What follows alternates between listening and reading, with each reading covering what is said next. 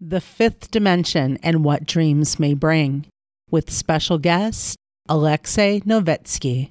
Episode 2, Season 2 of the Michigan UFO Sightings and Paranormal Encounters podcast.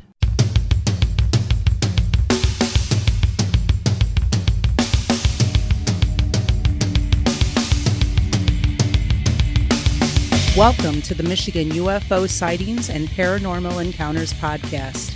Coming to you from the glacial dumping grounds known as the Michigan Basin. I'm Michelle. And I am Wayne. And we are a Michigan-based husband and wife educator and podcasting duo that after having a UFO sighting in March of 2018, have started to examine UFOs and other paranormal topics within Michigan and beyond. Topics include UFOs, the paranormal, conspiracy theories, ghosts, alternative history and archaeology, cryptids, and all things strange and paranormal. So sit back, grab a drink, and come along with us on this journey down the paranormal rabbit hole.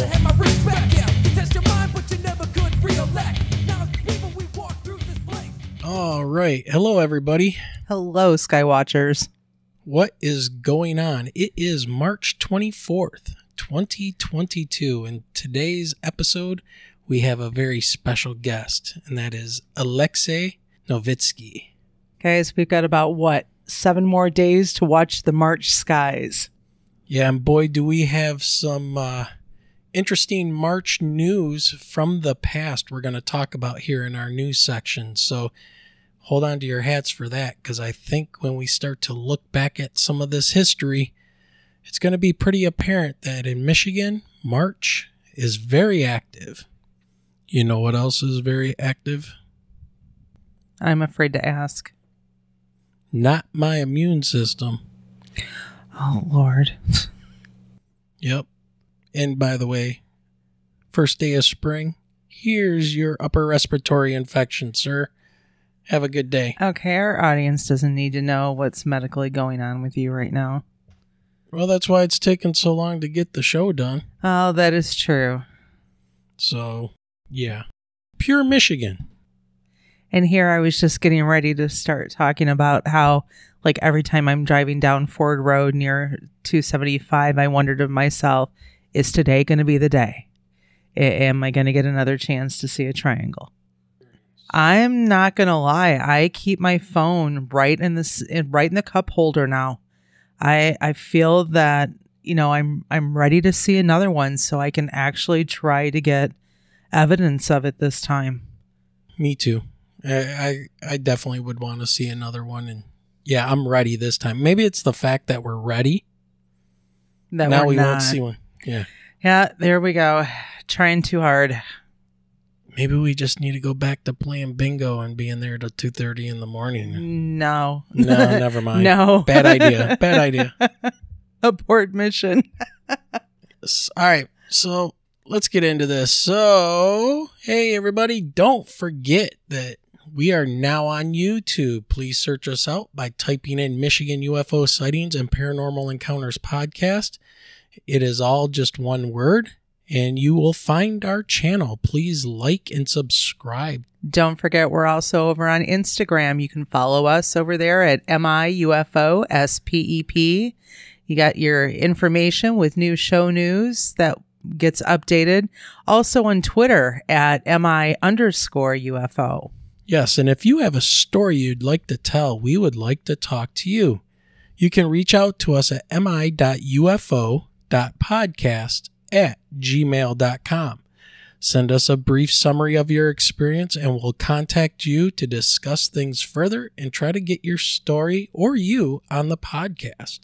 And don't forget, if you like the podcast and, into the all things woo, head over to our online store to rock some of the latest swag. And you can find our online store at miufopodcaststore.online. Also, don't forget to check out our Patreon page. If you would like to support the podcast there, you can. It is simply patreon.com/MIUFOSPEP, where you can sign up. We can't wait to give you a shout out for all of your support. All of these links will be provided, like always, in our show notes. So, Michelle, I think it's that time. It's time for What's in the News. Yes. What is in the news?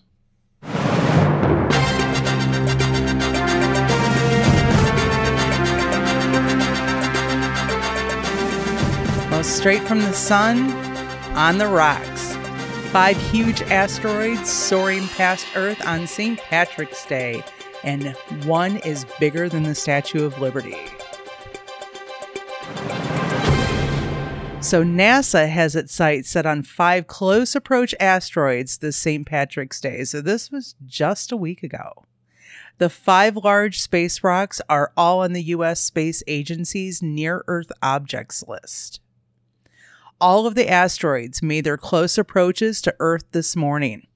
Asteroid 2019 PH1 is the largest at a staggering 203 feet wide.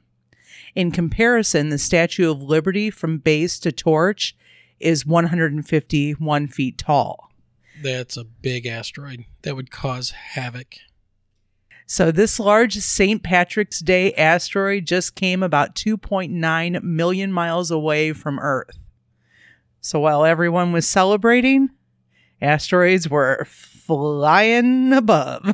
Yeah, that would be pretty dangerous if that thing hit. I don't know if they would consider that a extinction level event, but I think it would be pretty horrible because those things pack a punch. Yeah, so that may sound pretty far away, but asteroid 2019 PH1 was technically close enough to be considered potentially hazardous.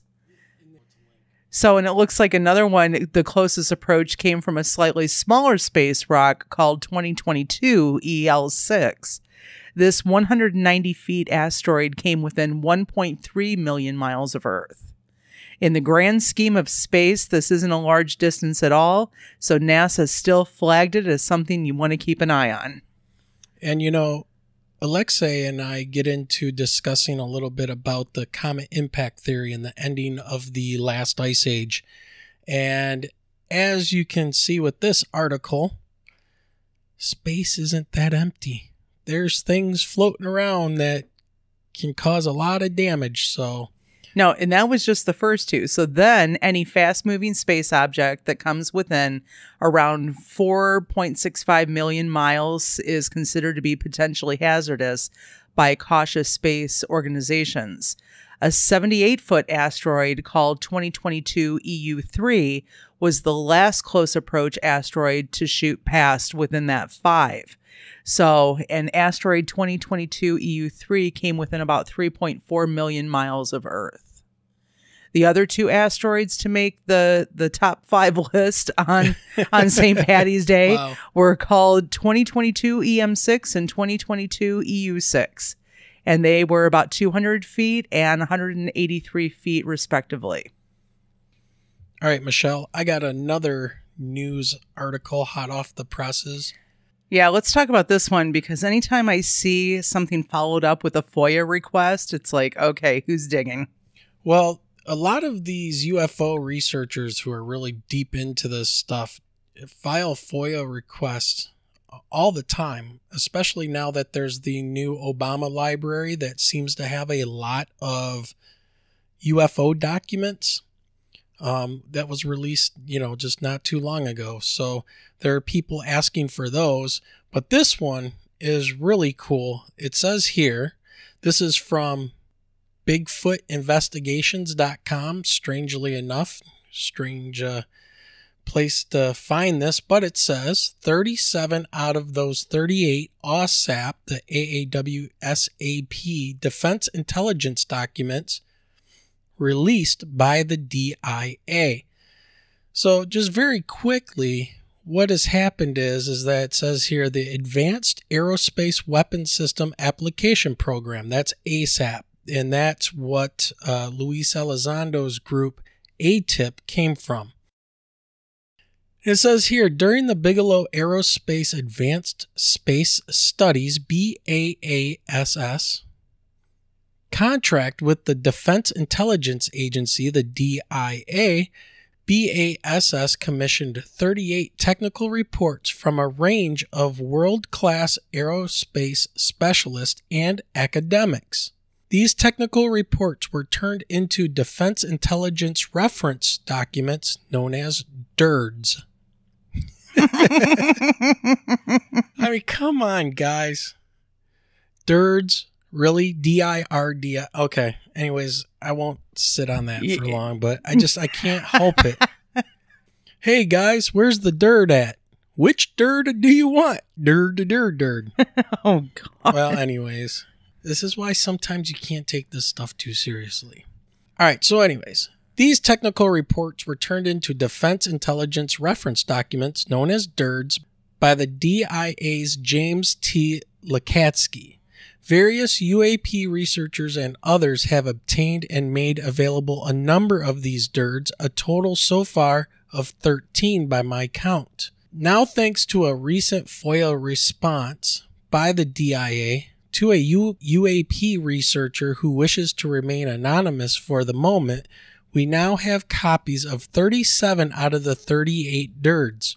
The final, unavailable for now, DIRD was a classified version of one of the others. So you can follow the link to this article and read the FOIA response from the DIA.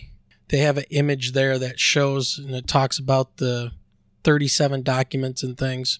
And there's also a link. It says, here is a link to the 37 documents. Enjoy.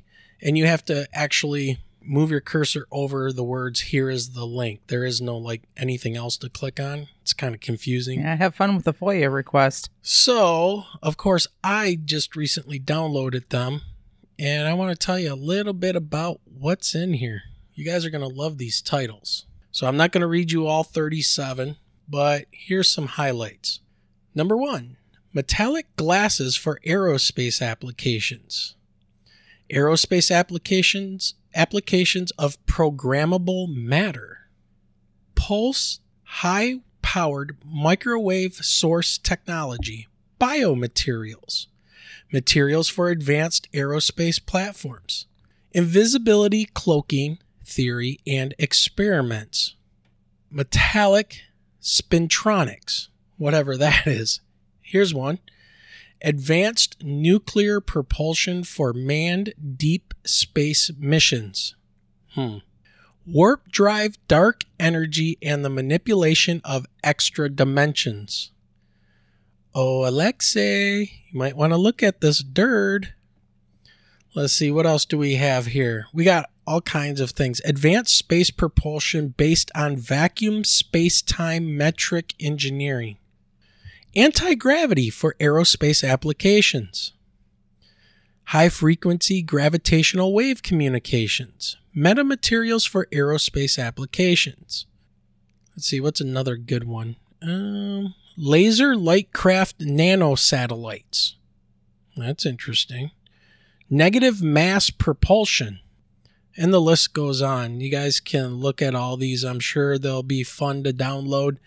There's about 1,473 pages to be read. So if you got some time, enjoy reading those 37 documents. Are you ready to get into some historical news?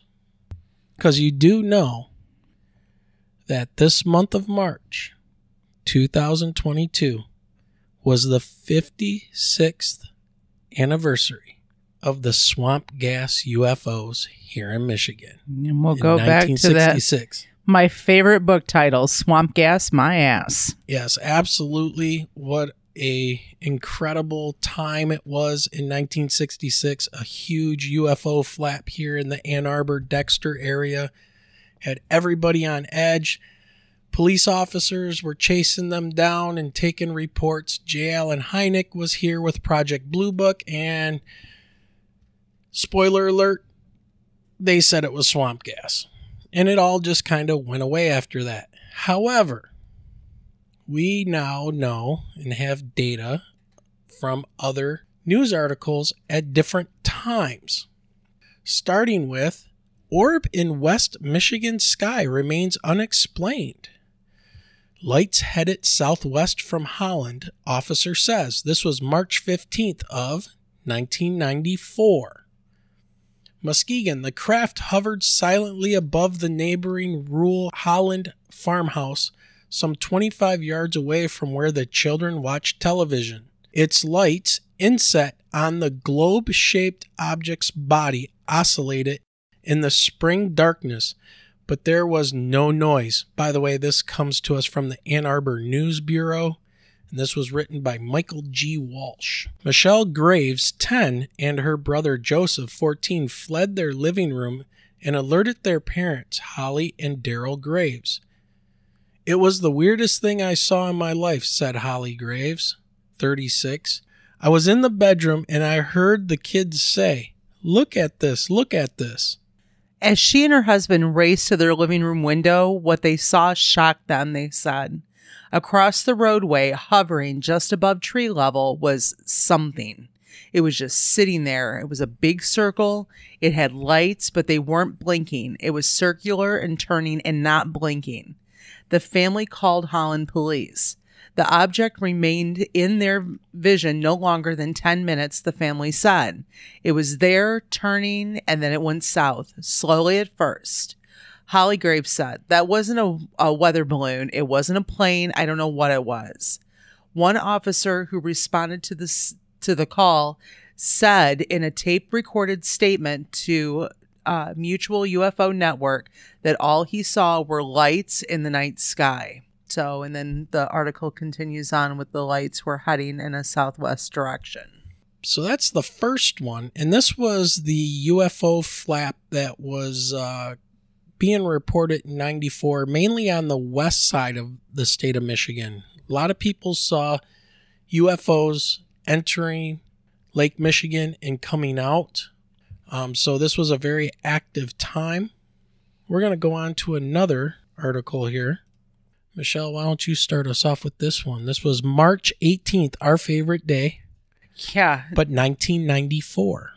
So, from Muskegon, "Oh my God, what is this?" the radar operator shouted into the phone as he talked to police in Holland. So here we go with Holland again, right on the water. Officers were seeking confirmation of what was being seen in the night sky. The tape recording of the March 8th Ottawa County 9/11 calls, obtained by the Muskegon Chronicle under the Freedom of Information Act, includes a number of people who called police to report strange lights in the sky. But the tape also records the startling findings of a stunned National Weather Service radar operator in Muskegon who tracked something across West Michigan's night sky. "There's something right there," the radar operator said to a dispatcher's question. "There's something big down there near Holland. It's really strange." No one is saying what happened last week in the skies above West Michigan. UFO, starlight, or imagination, but the tape recordings made between 9:30 and 11 p.m. clearly reveal that residents, police, and a radar operator saw something unusual. Radar scopes also confirm the sightings of something solid and moving, sometimes slowly, sometimes at great speed, across lower central Michigan and out over Lake Michigan. The thing zipped from South Haven to 10 miles west of the city over Lake Michigan in 10 seconds, one National Weather Service official said. So they were picking these things up on the National Weather Radar. Yeah, and shocking the dispatcher.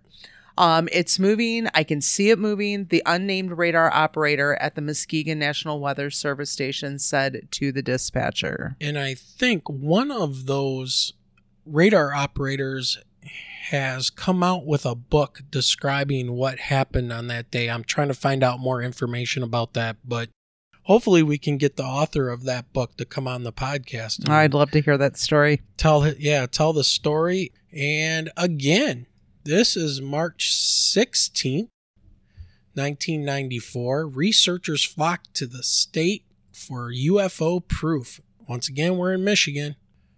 So Muskegon, West Michigan today is ground zero for UFO researchers who believe something significant happened here last week. Dozens of people reported seeing a light-ringed globe-shaped object that flew and sometimes slowly, sometimes at great speed in a southwesterly direction, then zipped out over Lake Michigan at over 3,600 miles per hour. It is, right now, the hottest case we have in the country, said Walter Andrus, director of the Texas-based International Mutual UFO Network. Not only were there eyewitnesses, but there is radar confirmation, which they had to file FOIA to get. So MUFON volunteer researchers are in the area talking with people who saw something in the night sky between 9:30 p.m. and 10:30 p.m. March 8th. Shirley Coyne, MUFON state director, said the sightings are unusual but not new to UFO researchers. I see something very unusual, but nothing new to us as far as how the object looked, Coyne said. I would tend to believe what these people are saying. They know what they saw. Dozens of reports tend to show that something was visible in the night sky and flew in a southwesterly direction, at least from mid-state to the Lake Michigan coast at South Haven. We are trying to track it across the state, northeast to southwest, Coyne said. That seems to be the direction everyone saw it from. Joseph Pennington left work at Ravina's Emery Industries about 9:50 p.m. Tuesday with two coworkers. It was right by our shop next door, hovering above the trees, a string of lights, Pennington said. I couldn't see the object, just the lights. It dropped below the tree line. We jumped into the pickup truck and headed over there, but it was gone. Pennington said the strange object was silent, and he dismissed suggestions that what he saw was a helicopter or other conventional aircraft. From where I was at, I'd guess it was probably 50 feet long. It was cigar-shaped round, Pennington said. Pennington said the light coming from the craft was intensely white, almost blinding. Randy Murphy of Ada was awakened by her husband about 10 p.m. that night. They saw an intense white light from something hovering in the night sky near their home, about 100 feet above the tree level. The silent object had 3 intense white lights. Lee Lampert's sports editor for the Holland Sentinel newspaper, saw intense lights flying in a boomerang-shaped formation.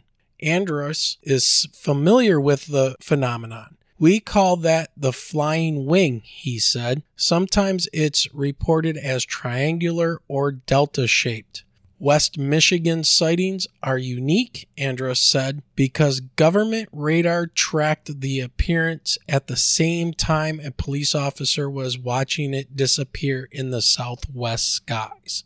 Man, thinking back to 94, I mean, here we are on the east side of the state, and on the west side, they're just a hotbed. Well, Lake Michigan is deep.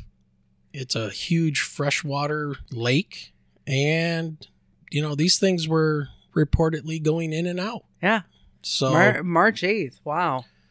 There you go. So some history for you for March and how March is quite the hotbed of activity here. Like I said, 7 more days watching the skies.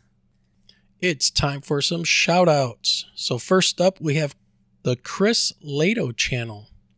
Chris was an F-16 pilot for 18 years and retired in 2020. He had an amazing career, but now lives with his family in Lagos, Portugal. He spends his free time making investigative YouTube videos about unexplained aerial phenomenon. Chris started making videos to try to impress his kids, but he now finds meaning and motivation to use his experience towards solving the UAP mystery. He is active on both YouTube and Twitter, and you can find his channel at the links in the show notes. Next, we have the Lost in the Dark podcast, hosted by Burton and Aaron. This is a pretty cool podcast that bills itself as an attempt to capture incredible conversations between best friends as they explore all of their passions, but especially music in the world of heavy metal. So if you're into paranormal investigations and loud heavy metal music, give them a listen. Strong language, but it's heavy metal. and the paranormal. What else would you expect? Next, we have Welcome to Texas Front Porch. Join Tex Wesson, Jason McLean, Bigfoot Michigan Rob, Bob Van Buren, Randy Gilbert, and Jessica Jones on their quest for the truth. Kick back on the front porch with Tex and Jason live on Monday nights at 6:30 p.m. Central Time. Check out topics and guests from far and wide with Bob Van Buren on Tuesdays at 7 p.m. Central on Van Buren Variety. Jason McLean questions everything each Wednesday at 9 p.m. Central. Strap on your feed bag every Thursday at 12 p.m. Central with Brunch with Bigfoot Michigan Rob. Hindsight and foresight is 2020 when you tune in to Remote Viewing Investigations with Jessica Jones every Friday, launching April 1st, 2022. We hope you enjoy the ride as we pull back the veil of mystery, mayhem of the world we all share. And last but not least, Johanna James. She's an actress, she's a comedian, she's an ancient history geek, and British. Johanna's YouTube channel explores the alternative history world. I'm not dead yet. Searching the evidence of high technology during ancient times. Her videos are filled with a wealth of information and offer some witty and comedic humor. What a great place to start with learning about the evidence for high technology that has since been lost in the sands of time. Go check out her YouTube channel. Simply search for Johanna James or find the link in our show notes. Bring out your dead. Oh, Ding. nothing like a little Monty Python. I'm not dead yet. That's horrible, I know. Oh. But anyways, she would appreciate it. She's a comedian. Everybody loves a good, what was the name of the comedy troupe? It was Monty Python. Come on. I just said Monty Python. Why didn't you say it earlier? Oh my God. Man, I grew up watching Monty Python. That's like I can watch the movie and recite all the lines while it's playing. And there's nothing worse than Americans trying to use a British accent. I'm just putting it out there. He's ripping on me, folks. That's what it is, because he knows that I do it every now and then in my classroom when I get on a Harry Potter kick. Harry Potter? Stop. All right. Let's go ahead and get going here with our guest. So tonight on the podcast, we have Alexei Novitzky. So Michelle, why don't you tell us a little bit about Alexei? Well, Alexei Novitzky is a lifetime practitioner of meditation. He has been learning in his dreams since he was 5 years old. He has a bachelor's in astrophysics and physics and planetary sciences from CU and a master's in mechanical engineering from USAF. His work has been on display at the Smithsonian Ripley Center, Air and Space, and Museum of American History. He has also traveled and given lectures on innovation and creativity to middle schools, high schools, colleges, universities, and libraries. That's really cool about him traveling to especially middle schools, but I'm biased. All right. So, ladies and gentlemen, let's bring on Mr. Alexei Novitzky, and let's have our minds stretched into that fifth dimension.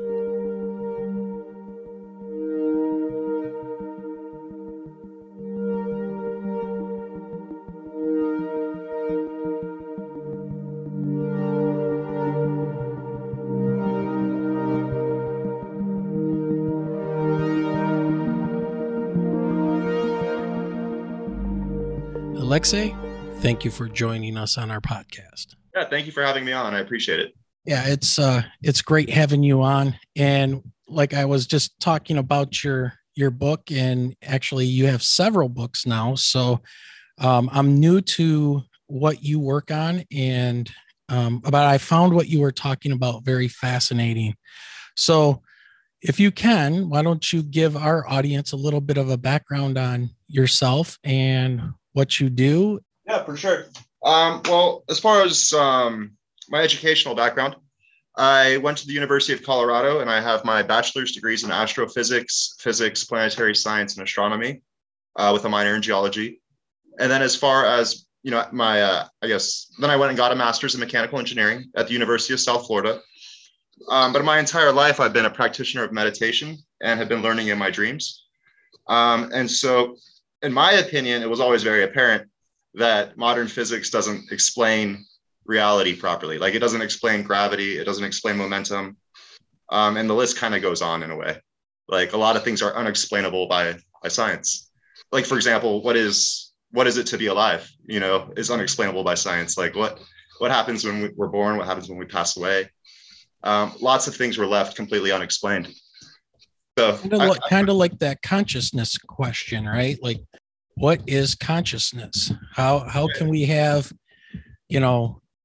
DNA, basically the same bone structure? We come from kind of the same place, but yet everybody's different and has a different, I don't want to say reality, but different experiences.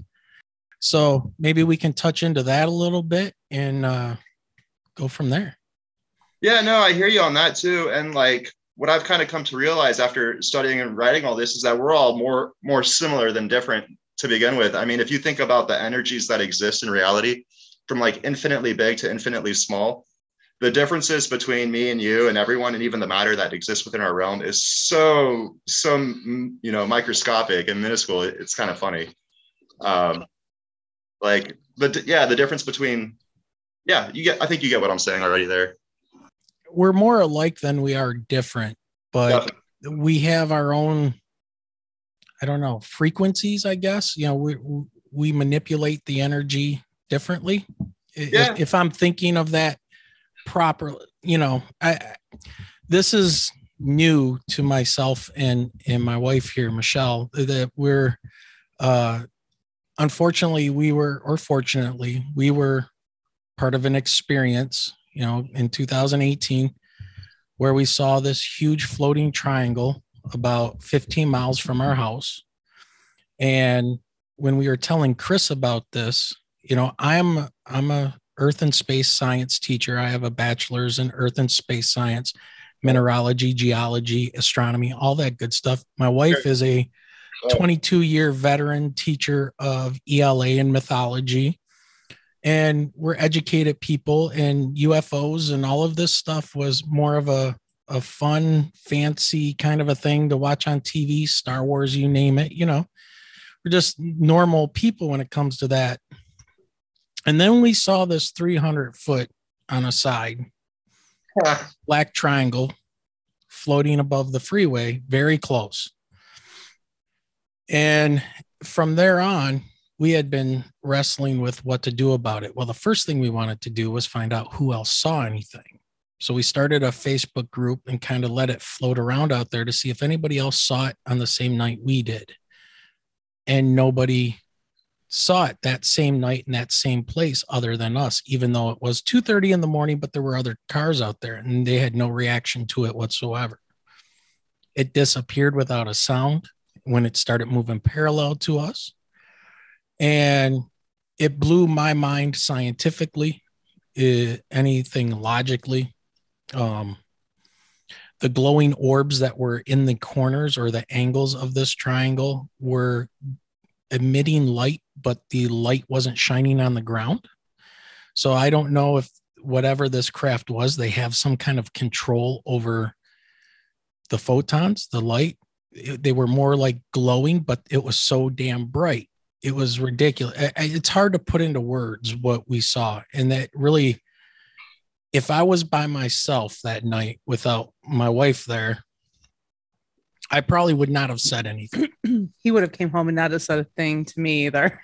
Yeah, I would have probably just blew it off, but we had this shared experience. And so we sat on it for almost 3 years.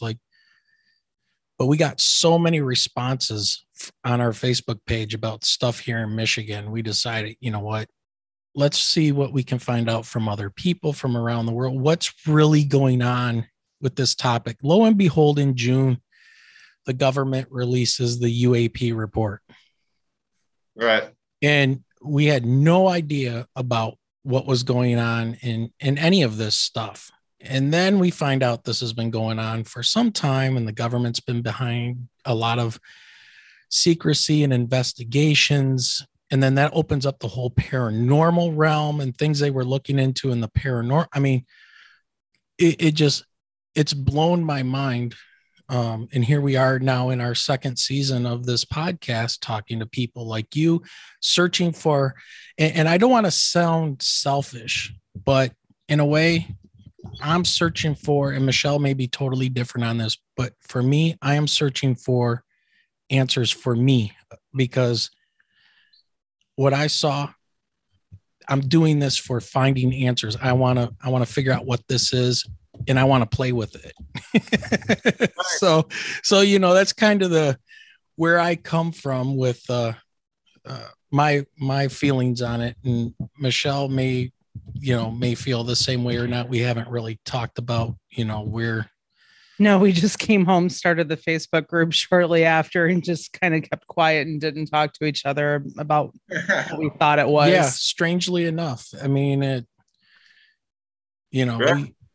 so anyways, I didn't mean to interrupt you, but, there's a little bit of background on us if, you weren't aware of why we started this and what, we have kind of going on. So we're looking at all angles. Yeah, absolutely. And I think somewhere in there, the answers are going to be in science, though I can't dismiss people and what they have going on, either abductions or whether they have certain abilities or implants and they can see things differently than us, because, well, perception is just a matter of what your brain and your eyes can interpret, and so this has really kind of opened up some strange avenues, to say the least.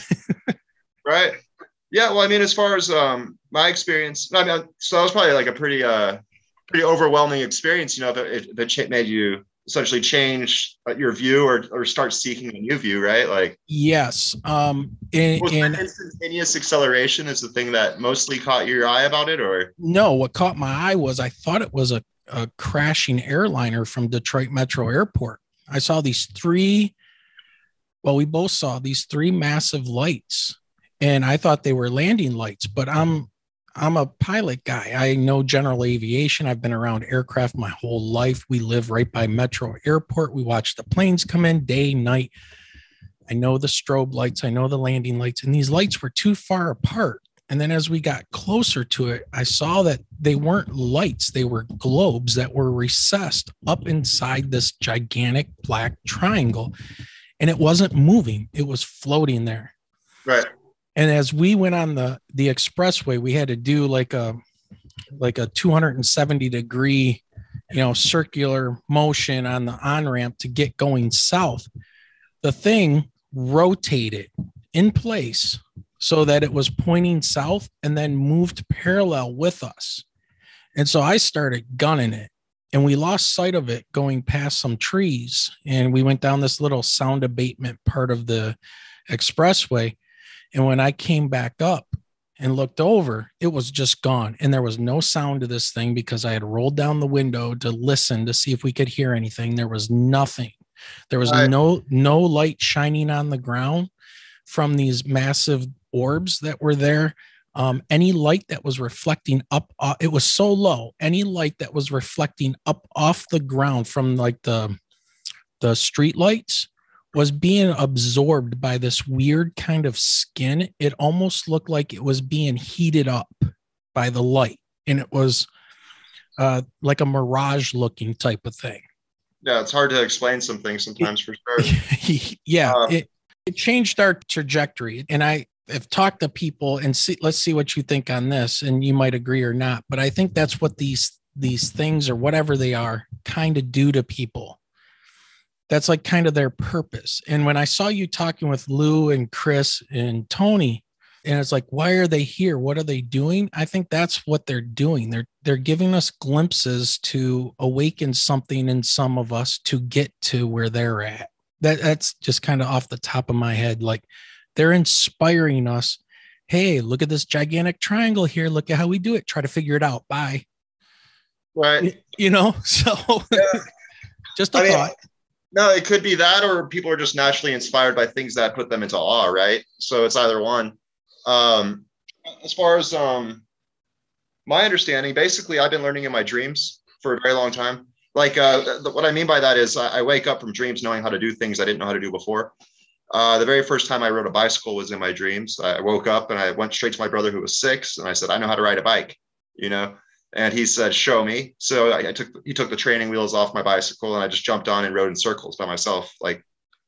And so I've been learning in my dreams, and that's basically where the information from all these books comes from as well. Okay. And I do my absolute best to tie it into accepted physics in order to actually make it make sense to people and actually have people look at it, right?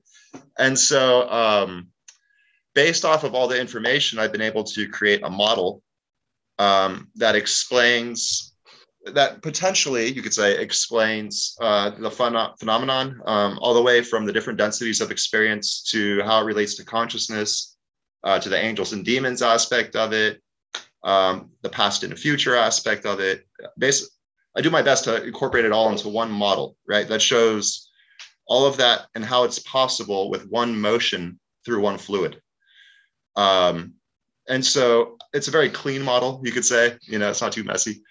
But the easiest way to think of it is current accepted science basically says that our universe is expanding from every point in space and time. But that's really just our perception, because all the energies, all the physical matter that we're experiencing is a relationship. It's the matter, it's the energy that's in the same flow of space as our creation. Because at the most fundamental level, you have a consciousness and you have a field of energy, right? And so you took astronomy, right? So you know about relativity there, like where they talk about Lorentz contractions and time dilations. And so you could say that we have a frame of motion, and then we have Lorentz contractions and time dilations all working with a singular energy to create our experience. And so when you look at the natural universe, everything orbits. All energy is in a state of orbit, right? We orbit the center of the Earth. The Earth orbits the center of the sun orbits the center of the galaxy. At that point, we think the universe is expanding. But when you study relativity, you understand that there's time dilations and Lorentz contractions associated in motion. So extrapolate that, rotate one more time, extrapolate it one more time. And at the end of the day, you get to your greatest orbit around time, right? And that's basically related to a giant black hole, a giant vortex of energy, which is what I like to call the fifth dimension. And from there, our perceptions are being manifested based off of our distance from center. I have a nice model I can open up that kind of shows all this. If you want, I can share it real quick. Sure, go ahead. I think you have sharing permissions, so very absolutely. Cool. I have a couple of really simple photos that will help explain what I'm talking about. Okay. So if you want to think of everything being in a state of orbit, right? And so that means our universe, meaning our layer of reality, is also in a state of orbit. And what we notice from quantum physics essentially is that matter is blipping in and out of solidity at all times, right? And you could see that through the double slit experiment, how energy essentially overlaps to create nodes of manifesting matter. There's interference patterns that are created. And so in a way, you could say that our entire universe is constantly being manifested, right? We're always in a state of manifestation. There's not really a solids, just things appear solid based off our relative frames of motion. And so if we're in a state of orbit, what you have is as your perception orbits to the side, literally energy is being stretched and crunched into your perception. And so energy between you and the center of time would be being crunched to you as you approach it. It's almost like being in a gravitron. You're stuck to the wall, right? So everything between you and the center is being crunched to you. And then you could say your back is being stretched away. And then as you leave that spot of perception, energy reverts back to normal. And so you could say this left side is your future and the right side is your past. So your perception of now is, and then you could say that the human consciousness is the easy user interface. So you could say that your perception of now is literally one half past plus one half future, giving you a now moment. And so that all exists while you're orbiting the center of this greatest structure. And so when it comes to, and these all relate to density of experience, because if you're orbiting in this outer realm, literally the matter is being crunched less and light is being stretched less. And then as you get closer to center, matter is being crunched more and light is being stretched more. It's your relative frame of motion in a relationship to a singular field of energy. And And so basically, if you were to move like an inch in this dimension of density, you would literally be almost at the stars. Like that's the easiest way to explain how you can travel great distances like that. So yeah, this just gives us another dimension to work with. So one of the things like I teach my students is the speed of light, 186,000 miles per second. And the sun is so far away. So, you try to give students at a young age a way to get their brain going and thinking about scale, which is very difficult for them to do, especially in astronomy, to try to wrap their head around these numbers. Right. Where would something like when I explain to the students, hey, if the sun blew up right now where it's at, it would take 8 minutes for us to even realize that it blew up, because it takes 8 minutes for that light to travel to Earth. Does that fit in this model anywhere that you're talking about the stretching of your perception? That's like where we're kind of confused with our science, in my opinion, because we have this 4D perception of time, which would literally be like what I call the habitable spiral of perception. So we've been slowly drifting inward, but on a very fine line. There's really only a now moment, is what this basically shows. And in the now moment, there is a quantum past and quantum future. And so when the sun blows up, and we only get the light 8 minutes later, when did the sun, so like where did the sun blow up in this diagram? Or when did the sun blow up, I guess, is a good way of thinking of it. Because there's only now. And so to say that the light arrives 8 minutes later, that kind of doesn't make sense. It's like at this spot, the sun looks blown up. Over here, it doesn't. It's probably maybe a different way of looking at it. Yeah, that's interesting because of we would know that the sun went out for 8 minutes for whatever reason. But you're saying is that this is this now time that it wouldn't matter. Right. Well, there's only now. Okay. Yeah, there's only now. And so that's kind of where I think a lot of things get mixed up. But so what this kind of shows too is also like a relationship to consciousness and our ability to actually interact with the electromagnetic universe, because the human brain primarily operates from delta to fast gamma as far as conscious harmonics. And you could say the beta is centered around 20. But when it comes to actually perceiving our waking world, we have to be in basically an alpha, beta, or slow gamma state of consciousness. If you're in fast gamma, you're basically having an out-of-body experience. And if you're in delta and theta, you're dreaming. And so in order to actually harmonize with the field of energy that is our manifested universe, you need to be in alpha, beta, or slow gamma. And that actually helps explain the whole 2:30 in the morning thing too. If you want, I can get straight into that. But absolutely. And by the way, ever since we've had that experience, I want to say at least one night a week, I am up at 3:33 a.m. Yeah. At least once. It's usually multiple times. It's gotten to the point where I just take a screenshot of my phone so I have a record of 3:33 in the morning, 3:33 always. Right. Then I go back to sleep, but it's really bizarre. So yeah, let's jump into this 2:30 in the morning. Well, so to think about consciousness, right? Like, what is consciousness? And one way to think of it is that, so this is just going to be a gyroscope processing. And what I want to point out is it's a big orbit followed by a tight orbit. Okay. And you have to think that all of our manifested experience is coming in from that fifth dimensional vortex, and precession and momentum and gravity are all a relationship of synchronization of incoming energy. And so when something starts to spin, it's trying to synchronize with this vortex. And so it naturally has a motion, right? So with gyroscopic precession, you can basically map the fifth dimensional vortex. So if you look at the orbit, it's one really big orbit, and then it does a tight orbit. And then it does a big orbit, right? And then it does a tight orbit.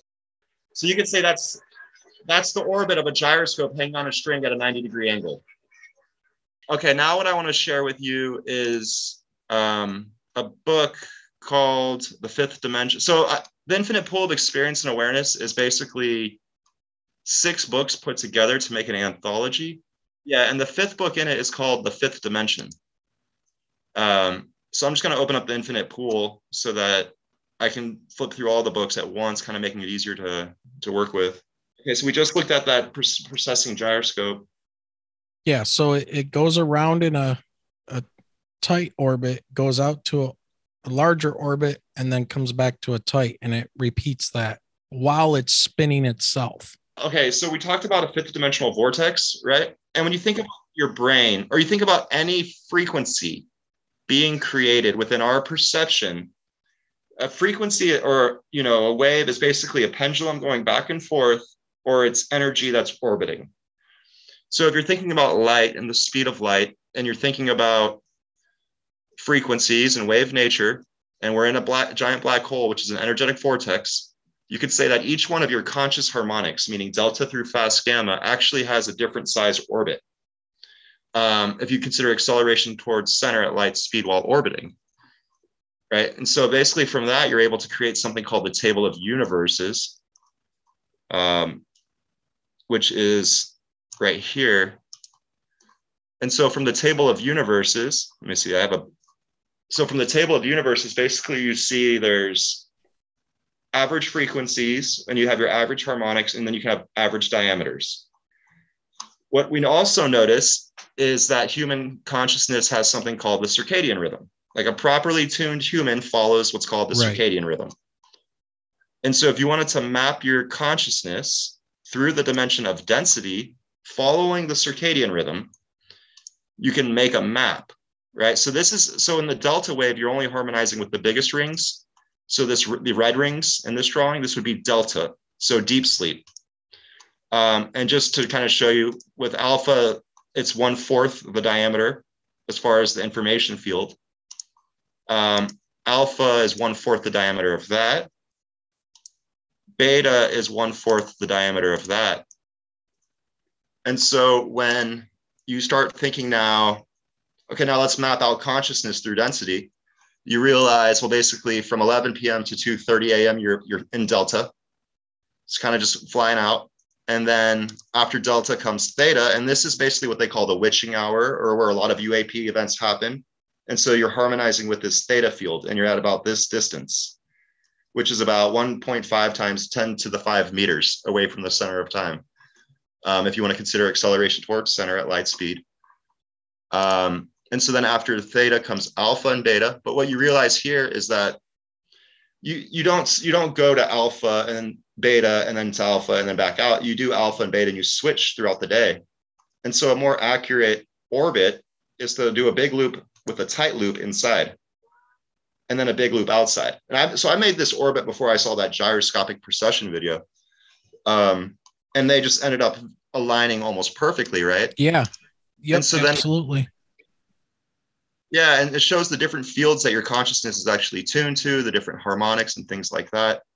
And so now we can even tie this into one more drawing, because part of the theory is basically that fifth dimensional vortex is all tidally locked, right? And so when energy is tidally locked, basically, so when energy is tidally locked, it has a orbital relationship of like 1, 2, 4, 8.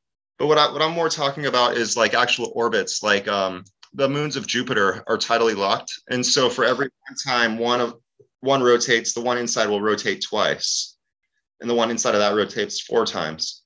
And so if you want to think your consciousness, meaning delta through fast gamma, like literally like the consciousness energy that creates our perception, delta through fast gamma, as being tidally locked within that fifth dimensional vortex, you can make these spheres. And so now you could say this would be midnight, and you have all of your 4 local spheres of consciousness in a line: delta, theta, alpha, and beta, right? And so your conscious perception, you could say, would be in the center of, in quotes, mass of that system. And so this represents midnight. And each one of these, the differences between each section here is 1 hour and 30 minutes. So at 1:30 a.m., you can see how this one goes around half a turn. This would have gone around 90 degrees, 45 degrees, a 16th. And basically, you can see that your consciousness is still in the center of mass. We haven't quite jumped into theta. But in between these two, is when you interact with the theta field. Like your consciousness is actually interacting with the theta field. And again, you're in the center of mass of the 4 different local spheres that create your conscious perception. Again, just following the natural orbit. And so what you see is at 6 a.m. So if this is midnight up here, 6 a.m. is right here. And you have these 3 in a line, and your red sphere is up at the top. And so this one, just to be more accurate, should probably be a little more offset, like up there.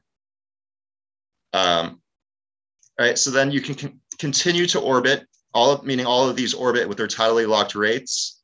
And you can see how consciousness follows the center of mass of 5th dimensional tidal locking. So where literally at noon, where you see how you would go back towards the inside, but you wouldn't go all the way because your red sphere is now out here. So the only difference between noon and midnight is the red sphere, because they're all in a line, and your consciousness is, out here. And is the red sphere delta? Is that? It represents delta. Delta. Okay. Yeah. Oh, so I was going to say the only difference between midnight and noon is that the red sphere is on the outside here. And because of that, your consciousness goes back towards the theta, but it doesn't quite make it all the way. So it has a tug to the left, but doesn't go as far as it would, right? If the red sphere was over here, you would be all the way around. And so then as these continue to orbit, your consciousness goes back up and through. And so this actually gives great insight into the precession of gyroscopes too, of how they're basically, it's a relationship of 5th dimensional tidal locking. And so 6 p.m. is the opposite of 6 a.m. 1, 2, 3 in a row. Your red's down here. And then you can see basically when you come back through at 10:30 at night, you also are interacting with that same 3 in the morning field. And then basically the cycle finishes off right here. And you're back to midnight. And you're back to midnight, exactly. And so this shows how your consciousness acts as if it's gyroscopically processing through the fluid of time, and that it's being controlled by 4 local spheres of synchronized energy that are what create your conscious experience. So does that also then, depending on the different times that you're at, does that change then your perception? Yes, this is like the field of energy we're actually interacting with. Your experience is interacting with this field of energy. So are these UAPs in this 230 range? Are they in that, is it theta? Yep. So when you are in that theta field, or you're dancing around, your consciousness is dancing around in that sphere of the theta. Yep. You're kind of interacting on where they're, whatever these things are. Yes, you're in their same plane of, you could say, creation or thought process, right? Like you're within their conscious influence in a way, and they're within yours. Right. Because some people have reported seeing these things and at different times of the day. So I don't know, what if you're on the different part of the planet and, it's midnight for us, but in the West Coast, it's, 9 p.m. Are they in theta as well? Or is it based on your location, what you think time is? Is there a universal clock that we're connected to regardless? Or is it based on us? Basically, your perception is 100% related to your position. Everyone has their own unique perceptions. So if I'm in a circadian rhythm of, you can say Florida, someone in Australia is going to be tuned to a different one. But they're still going to be flying through the theta field because that's more of a dimension of density thing, as opposed to like a physical dimension of experience. Hopefully that helps explain that a little bit. Yeah, I think so. I think I'm wrapping my brain around this because it's starting to make sense to me, because there are times where people see UAPs and things, and other people can be standing right there next to them. Yeah, I mean, and not see a thing. Yeah, it's like some people might have you could say in quotes, a telescope, meaning an electromagnetic vortex that's focused at their position, whereas others won't. And so you know how that is with focusing light and things like that. Like someone might see it very clearly and someone might not be able to see it at all, just based off of the direction the light's coming, the crunching, and you could say the energy relationships. And so the theta verse from my drawings here is more on the lower verse side of energy. Whereas the Noviverse is more related to the fast gamma experiences. And gamma is representing what again? Where are you at when you're in gamma state? 80 hertz. Okay. Yeah. So delta, meaning your deep sleep, is like the deep sleep, right? So you're basically not interacting, is 1 hertz. Right. Fast gamma is the out of body experience related to near death experiences. So basically, when DMT gets released into your pineal gland, people have 80 hertz in their brain. And that's from this drawing is basically towards the Noviverse side, which is the next layer of experience. So there's consciousness is fundamental when, in this model here, and we perceive different energies based off of the relationships. And so in order to perceive a denser realm, you literally you expand space and twist it to properly harmonize. If you want to perceive a lower verse realm, you compact space and twist it. And that way it allows it to harmonize properly with the normal harmonization of your consciousness. Because it's all energy and it's all fields of energy essentially orbiting time. But when you think about your creation, you're created from all of these inner energies being crunched to you and stretched away. And then all the energies from the outside being crunched to you and stretched away. There's really only one fluid, and our experiences, meaning the type of matter we experience, is like the number of energies that are being crunched to you or stretched away. Because if I wanted to shrink down and be a Planck-sized consciousness, basically I would still have the same energetic relationships to the energy fields. And so an electron really wouldn't look like an electron if I crunch down. It'll look like something else, because it's all about relative energies. So in this theory that you have here, it would be if these UAPs are some type of an interdimensional or a different dimensional in your model, they're existing in this other dimension, and it is the people, it is us that are moving through these states that are able to see them. They're not coming like to us necessarily. They're not coming into our reality. We're more stepping into theirs. Am I assuming correctly here? That could be the case for half of them. And it could also be the case that some of them might be intentionally trying to come within our realm. So if you say this is all of time and we exist within an orbit, right? If something wanted to come interact with us, it could easily create a vortex and come interact with us. How could they do that? By forcing precession of electrons is one. Well, by creating a magnetic vortex that have the proper stretch and crunch ratios. So these inner realms are literally 1/4 the diameter of our realm, because it's all about acceleration towards center at light speed. And if your frequency is half, that means your diameter is 1/4, because based off that tidal locking, right? So basically, this drawing is not to scale like every astronomy drawing we look at, right? Right. But these should all be like 1/4 of the diameters. So if you wanted to stretch space 4 times and then create a twisting of twice of that, you'd probably be harmonized perfectly to the layer below you.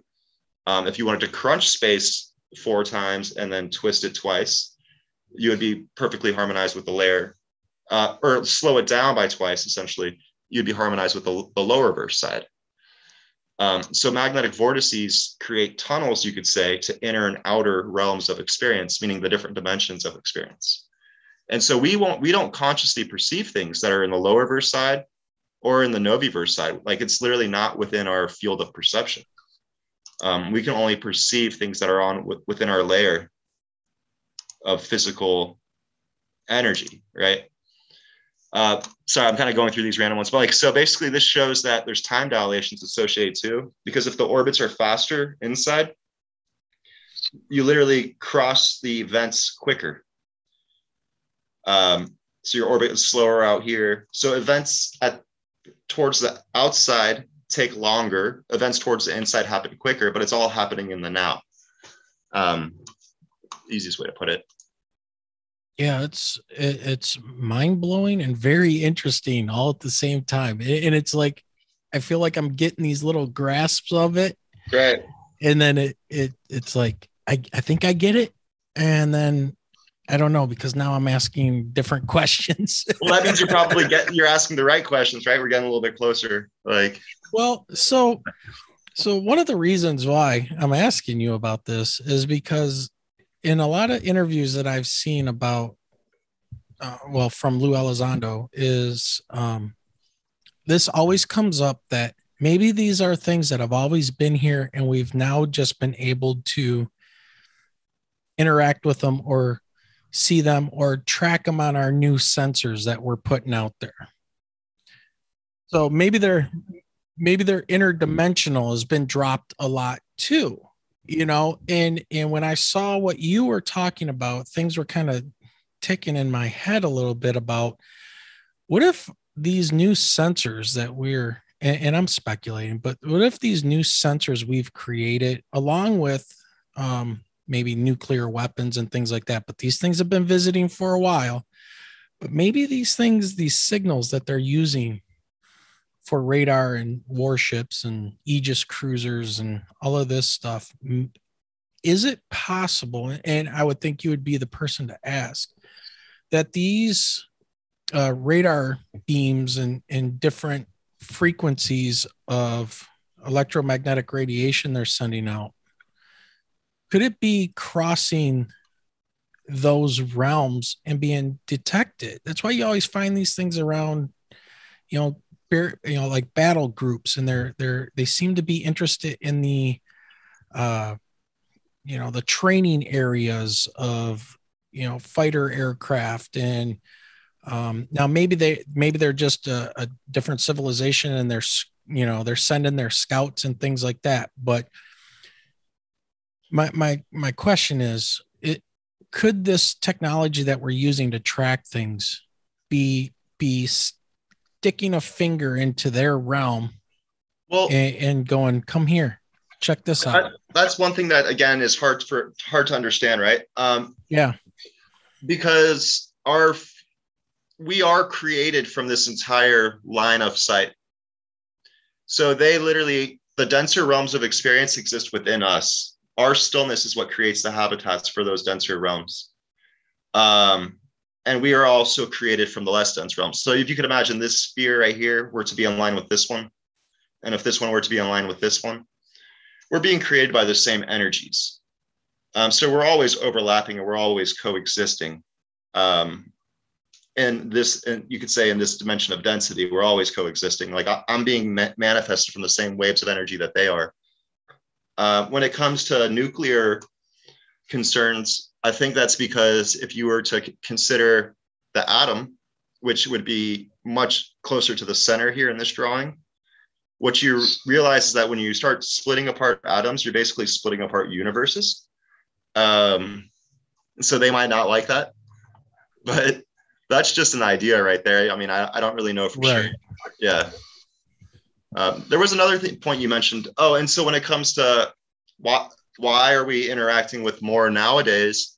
I think it actually has more to do with the lineup with this model. Let me see if I can get it to work for you. This model again, because this is only showing a day, right? One day of synchronized energy. But when you consider the dimension outward, right? So the next set of 6 rings, you could say, they also line up on time scales. The alignment that we're currently very close to is the 2000-year alignment, which ends up coming out of these sets of rings as well. And so during that 2000-year alignment, you could say that the red ring is all the way on the left. So instead of this being one day of time, say this is the same exact model, but representing 2000 years of universe existing within time. Our entire conscious experience is being tugged outward to where our midday is closer to their theta range, almost kind of thing.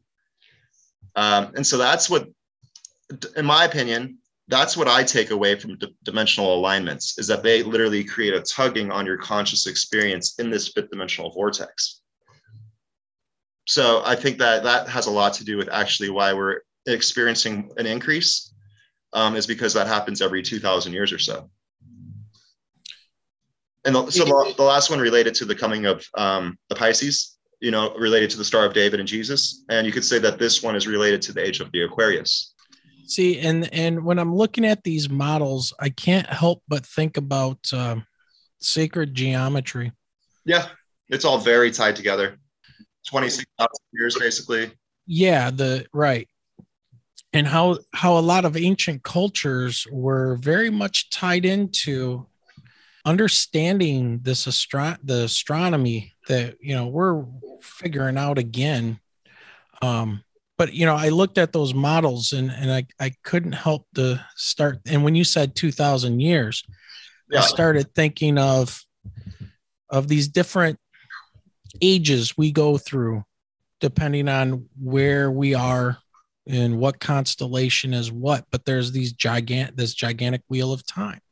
Yeah. And I think Randall Carlson does one of the best jobs in explaining that for people, and how, the different angles of geometric shapes, always seem to come back to 9, and it's fascinating. So I love that stuff. Yeah, it is pretty cool. Because I'm a proponent, at least right now, of the comet impact theory that wiped out, the megafauna that was here, 12,000 years ago with the ending of the last ice age, that there was a massive comet impact that caused massive flooding, which then was reported in many, many myths. Oh, yeah. As the Great Flood. Yeah. And it wasn't, struggling humans that killed all the saber-toothed tigers who would eat them for lunch and things like that. It was a massive catastrophe that happened during the Younger Dryas time. And you talk about things when you were in school about, things not making sense with the physics world and stuff. And when I was going through my earth science classes and stuff, that was one thing I could never, I would never get a straight answer from the professors. And right. They'd give me a hard time because they were basically told, right. They were told to teach us there's 3 possible ways: chill, ill, or kill. So either it got really cold and they all died, they all got sick, or humans killed them all, or maybe a combination of the 3. And then they just leave it at that. But nobody can explain why we have that. We see the data, we have the hard data that we had massive flooding of the Atlantic and Pacific Oceans. Are you saying that's from a meteorite strike though? Or what were you suggesting that was from? What's that? 12,000 years ago, the ending of the ice age. Was that a magnetic reversal, or was that the comet impact? Comet impact, a broken up comet impacted into the ice sheets, the northern hemisphere ice sheets. Is there like an iridium layer or something? What's yes. That? Okay. Mm-hmm. I was just wondering. There is. Yeah. They have found all kinds of iridium. There's an iridium layer, nano diamonds, things like that, massive burning of forest and things that happened around that time frame, and the wiping out of 180 species of megafauna. So billions of creatures. Yeah, I mean, and that's the same type of, for people watching, right? That's the same type of layer they see at the KT boundary, I believe. Correct. Yeah. Yeah, it's very similar, though. I don't know if it's iridium at this layer. It's the nano diamonds and shock quartz and things like that are shock quartz, right? Plus, it's a very dark, thin layer you can find in places. Right. And it's massive burning of basically every forest on the planet. It was a mess. It was lucky we survived. There was a genetic bottleneck at that time. Have you seen anything on I forget exactly where, somewhere in the Byzantine Empire, almost the same exact evidence, but their explanation was more that it must have been a nuclear explosion. Is that the same thing, or? I think so. I think that might be around the same time frame, but it's also around the same time frame where, they say, ancient civilizations only, we really became civilized about 10,000 years ago or so. Well, it was basically when we were rebooting from this catastrophe, right? But they said nothing was older than ancient Egypt, 5,000 years ago was the real civilization with the building of the pyramids and stuff, and nothing was around during that time. And then we discover in Turkey, Göbekli Tepe, which was buried about 12,600 years ago or somewhere around there, right before this catastrophe happened. So, and Göbekli Tepe is a huge complex. They've only uncovered like 5% of it, of these beautiful 3-dimensional carved rocks that stand up. Yeah. Amazing. And that was buried before. So they knew something was coming. So they buried their... It reminds me of the Sphinx, right? Isn't that older than the pyramids? And then it also has evidence of water erosion. Absolutely. And the last time there was any kind of water in Egypt, it was like 10,000 years ago. Exactly. Right. The heavy rains that it would take. Yeah. Right. Exactly. We're going to take a quick break and hear a word from our sponsor.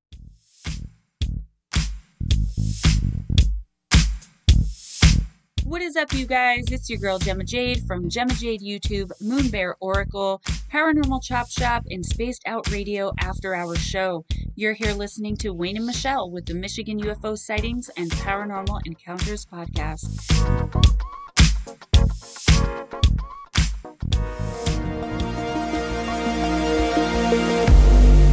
Hello, everyone. This is Michael Schratt, military aerospace historian and private pilot, and you are listening to Wayne and Michelle at the Michigan UFO Sightings and Paranormal Encounters podcast, and we're glad to have you with us today.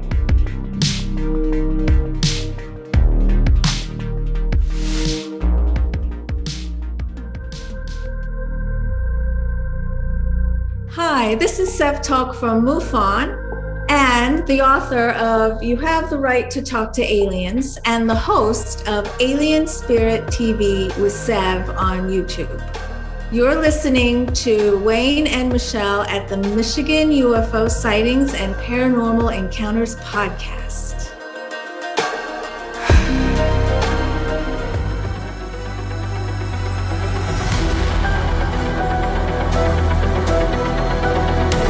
Hey there, it's Richard Serrett, occasional weekend guest host of Coast to Coast AM and host of The Conspiracy Show. And you're listening to Wayne and Michelle's Michigan UFO Sightings and Paranormal Encounters podcast.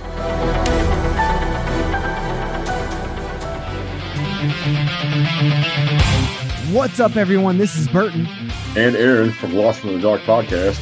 And raise your horns because you're listening to Wayne and Michelle from the Michigan UFO Sightings and Paranormal Encounters podcast.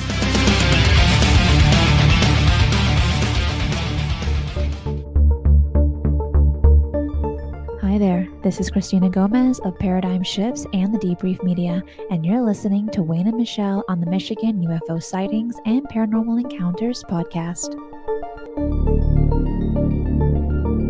What's happening, ladies and gentlemen? This is Big Willie with the UFO Garage Podcast, where we're all about UFOs, aliens, and all things weird.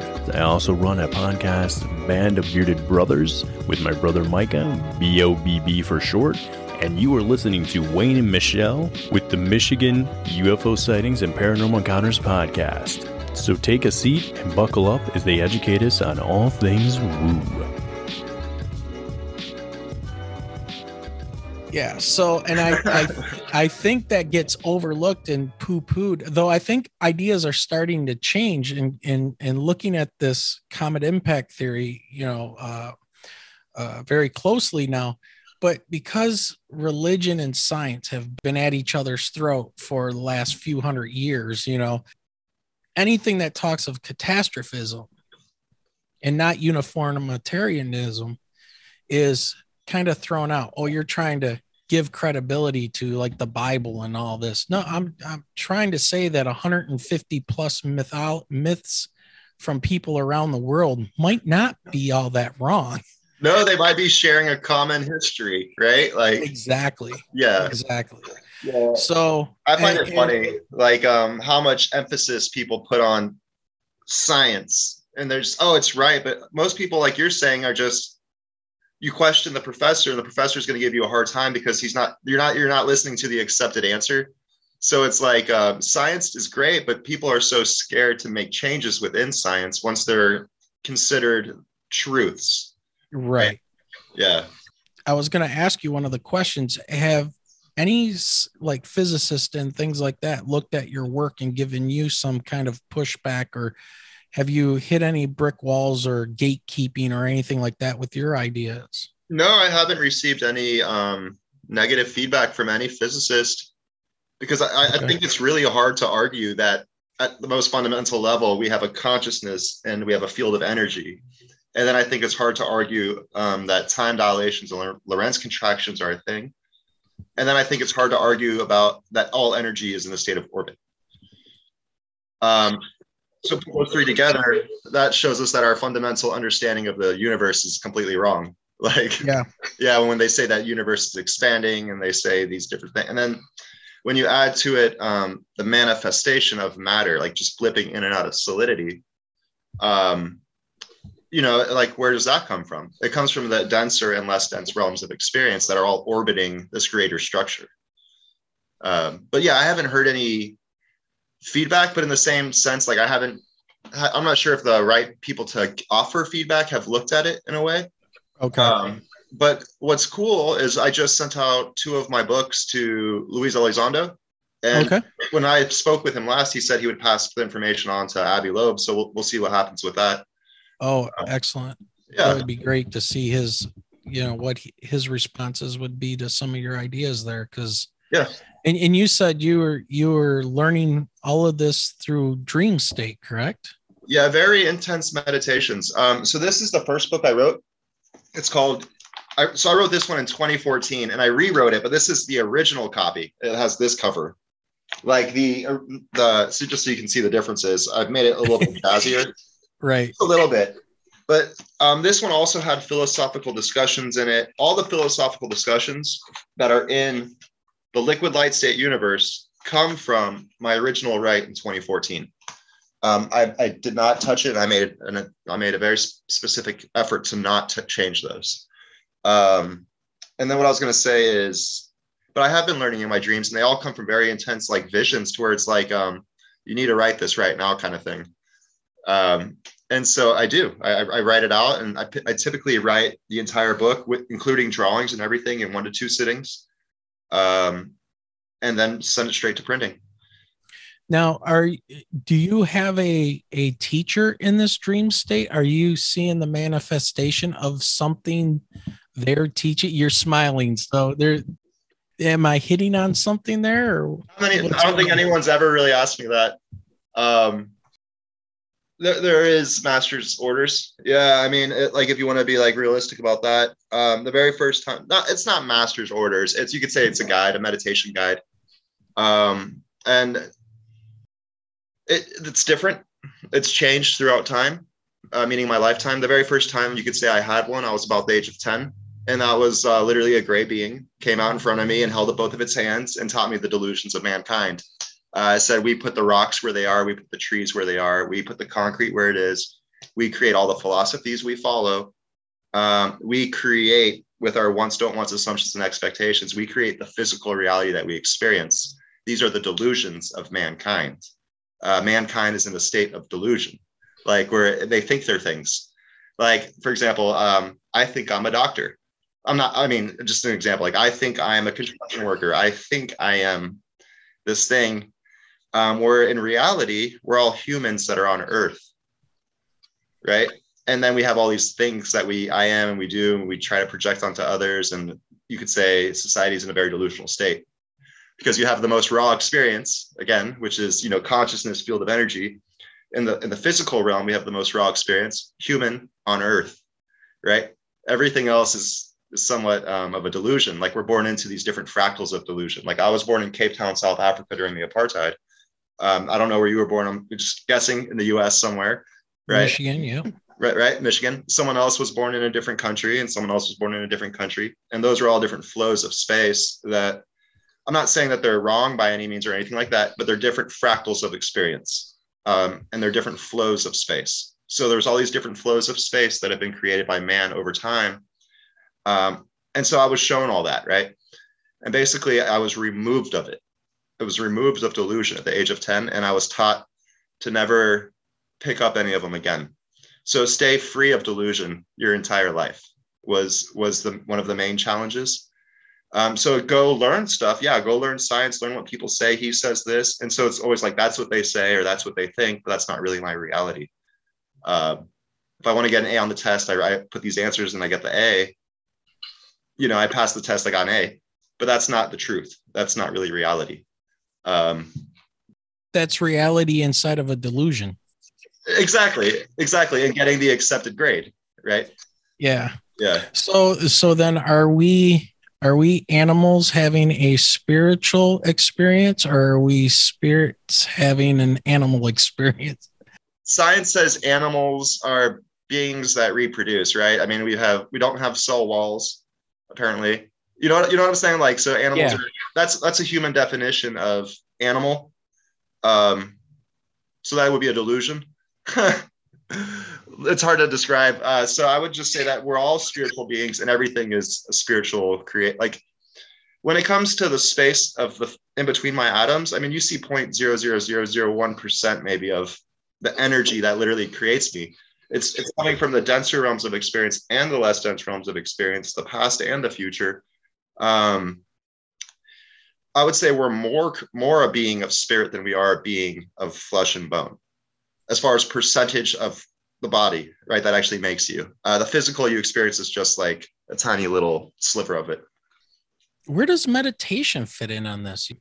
So meditation's important. So once you remove delusion, you could say that you're at your golden spot, right? Because a being that's holding a posture, meaning a want, a don't want, assumption, expectation, is basically like, imagine a smooth pond of energy that is the universe. And then every time you have a want, it's like throwing a stone into it or a pebble, and it sends out these ripples, right? And so now if I'm here and you're over there and we're both throwing stones into this universe, it sends out ripples and they overlap with each other. They create distortions in the field.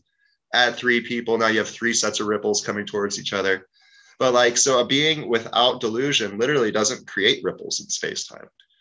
They can almost be considered invisible. Like ideally, the only thing you should see of me is my physical, and I shouldn't leave a trace. It's almost like leave no trace behind. I'm getting distracted. So as far as meditation, we all get kind of filled with, and our postures solidify. Like, for example, can I open up a different book here for this section? Sure. Yeah. So this is called The Physics of Love, and this comes from the infinite pool of experience and awareness. And basically, it's applications of the book, applications of the theory. So I find it's good to show this for when it comes to meditation questions, because it has a lot of good visuals. So if you have a smooth field of energy, right here, say this is a uniform field of energy, and we're accelerating towards center at light speed while orbiting, we get something called the now moment, which looks like this, right? So we kind of already went over that. But so what we also need to realize is that we have something called the golden spot, which would be your creation if you didn't have any wants, don't wants, assumptions, or expectations. It's like you're perfectly being focused from the natural nodes of manifestation. And every time, like we mentioned, you have a want, don't want, assumption, or expectation, it creates a shift. Outside thought comes in, literally changes your harmonization, your vibratory field changes because you've accepted a new thought. So now when you think about all the energies that are overlapping, it creates a shifted node. And you literally have a spiral back to and from your golden spot as thoughts dissolve away from being part of your harmony. And so when it comes to a lifetime of existing within the fluid of time, you could say that we create structures as we evolve or have different experiences within our life. And so you could say you're born at the silver spot, and then you have to go to school, which is like one of these green spirals. And before you can actually continue to evolve as like a fully developing human, you have to conquer the delusion of going to school. And so this branch out here, it's like a really big branch. A lot of my students right now are nodding their heads going, yes, yes, get us out of school. No, and so that's why it's challenging to present. You have to present this in a way that is not, that's still people understand but aren't like offended, right? Because I went through school. I went through the whole trying really hard to get a patent, sell a product. I'm going to make money and I'm going to be successful. Like, oh my God, come on, that's the biggest joke ever. So like, this could be someone that's caught into a fractal of delusion, right? So like literally they're evolving, and then all of a sudden they join a religious institute or a militaristic infrastructure, right? So then now they've dedicated to this life of human creation that they then have to complete before they can continue to actually connect to the universe and evolve further. And so you could say that someone that doesn't ever reach their golden spot basically has this type of manifestation. And when you consider reincarnating beings, you could consider that they have, because you have densities of creation, and as you reincarnate, you're further and further inward. So when it comes to reincarnated beings, basically you end up with something like this, which is super rusty. It makes a bad electrical wire, bad electrical connections. But then you could say that someone like the Dalai Lama, who has manifested and created from their golden spot at all times, has something more like this going on in their lives, to where this is the structure they make when they reincarnate. And so they can actually pass information through the different densities of experience throughout the different lives. And so when it comes to meditation, for me, it has a lot to do with always being at the golden spot, returning to the golden spot, and getting other people to go to their golden spot. And so it has to do with healing, with posture control. And what I mean by that is healing with your mind, body, spirit diagram, because there's different spirals of creation. Like we were talking about this earlier. Like if you're born into a country of Russia, or you're born into the country of Ukraine or the United States or China, every one of these is a different flow of space. They're all going to be disconnected from the greatest flow of reality. Like say this could even be the military industrial complex or a religious institute or school. Whenever you take a posture of I am something, like I am a doctor, I am, for your example, a teacher, right? In my example, an artist, or an inventor or a designer, or like they're all I ams, and they become limiting, and they become your line of sight. And your line of sight is literally how far into time, into conscious experience you can see. And the easiest way to see it is to look at the spiral of a drug addict, because their line of sight is a 30-minute spiral. And so it's easy for someone who's in a bigger spiral to look into someone who's in a tighter spiral and say, oh, he's just, he's addicted to his drugs. And then as you remove your field of view, so you could say, oh, well, he's just going to his job for the day. So that's why he's standing behind the counter and doing his things. He's in that spiral of creation. So as you remove your delusions, your line of sight gets bigger and bigger and bigger, and you can see into the spirals of others. For example, all the Russians, and it becomes apparent right now, like they're all being hypnotized by their propaganda, right? They have a very specific propaganda right now out there that says certain things. The United States also has a very certain propaganda that's saying very certain things, but all of those are disconnected from the greatest flow of reality, which is the earth, the sun, and the human spirit. Those are all creations of man, in their little flows of space. So if somebody tries to get to that golden spot, what is it like when you get there? What is revealed? All is revealed. Like your line of sight increases to the beginning of time, to the end of time. And anything you want, don't want, assume, or expect will be created. And so one extremely important thing to do before you get to your golden spot is remove your don't wants. Because if you're a person who's holding on to a lot of don't wants, or at least has one, the second it comes into mind, it will be manifest. It's almost like when Jesus says, don't look at the water. Like when you're walking on the water, don't look at it. Don't worry about it. Walk on the water. Just don't look at it. Well, here's a perfect example just today. I didn't want the power to give us issues because we're having rainstorms up here. The don't want. There was my don't want, and I don't want the power to go out on us. And about 25 minutes in, people, guess what happened? The power went out. So there you go. Yeah, so I call that your golden spot. And so that's one aspect of the whole meditation thing. But you asked, so as far as like my goal through meditation is to learn to basically walk up to someone and just tap them on the forehead and have them be straight at their golden spot. That's the lesson I've been learning lately in my dreams, is how to basically tap someone on the forehead and send them straight back to their golden spot. Now, you had mentioned reincarnation. Is reincarnation something that fits within your theory? Yeah. Yeah. I mean, it's all energy, right? What am I? Like at the end of the day, I'm asking you in a way, what am I? What are you? What are you? We're energy moving at a certain frequency. Right. I mean, that's at the end of the day, like at the most simple explanation, it's energy. And the way I like to, and from this model, it's energy orbiting and drifting inward. And just natural wave nature, talking about overlapping of energy and even just waves in an ocean and, interference patterns. You don't exist, right? So imagine that's a flat line, and then you exist. So you pop into existence, and then you pass away. You don't exist, and then you exist, and then you pass away. So the way I see it in this drawing is as our experience of the universe drifts inwards along that habitable spiral, we're literally blipping in and out of solidity with our different lives. And so this is like one life. This would be your next life, your next life, your next life, your next life. And they just kind of blip in and out. But then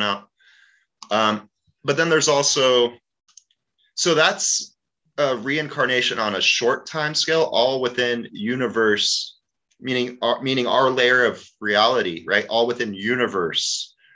But if you think about all of time, there's dimensional alignments like what we were talking about, where every 2,178, 2,000 years-ish, our experience gets tugged outward. The whole experience gets tugged outwards. And so different beings reincarnate into the field of energy, right? So 2,000 years ago, basically, we had a Jesus Christ guy kind of come into experience, right? Sure. And so and from my understanding, there's basically a great potential for the reemergence of a Christ-like consciousness within the next 100 years, based off of that tugging and the dimensional alignments. So that's what I have here is converging and diverging timelines.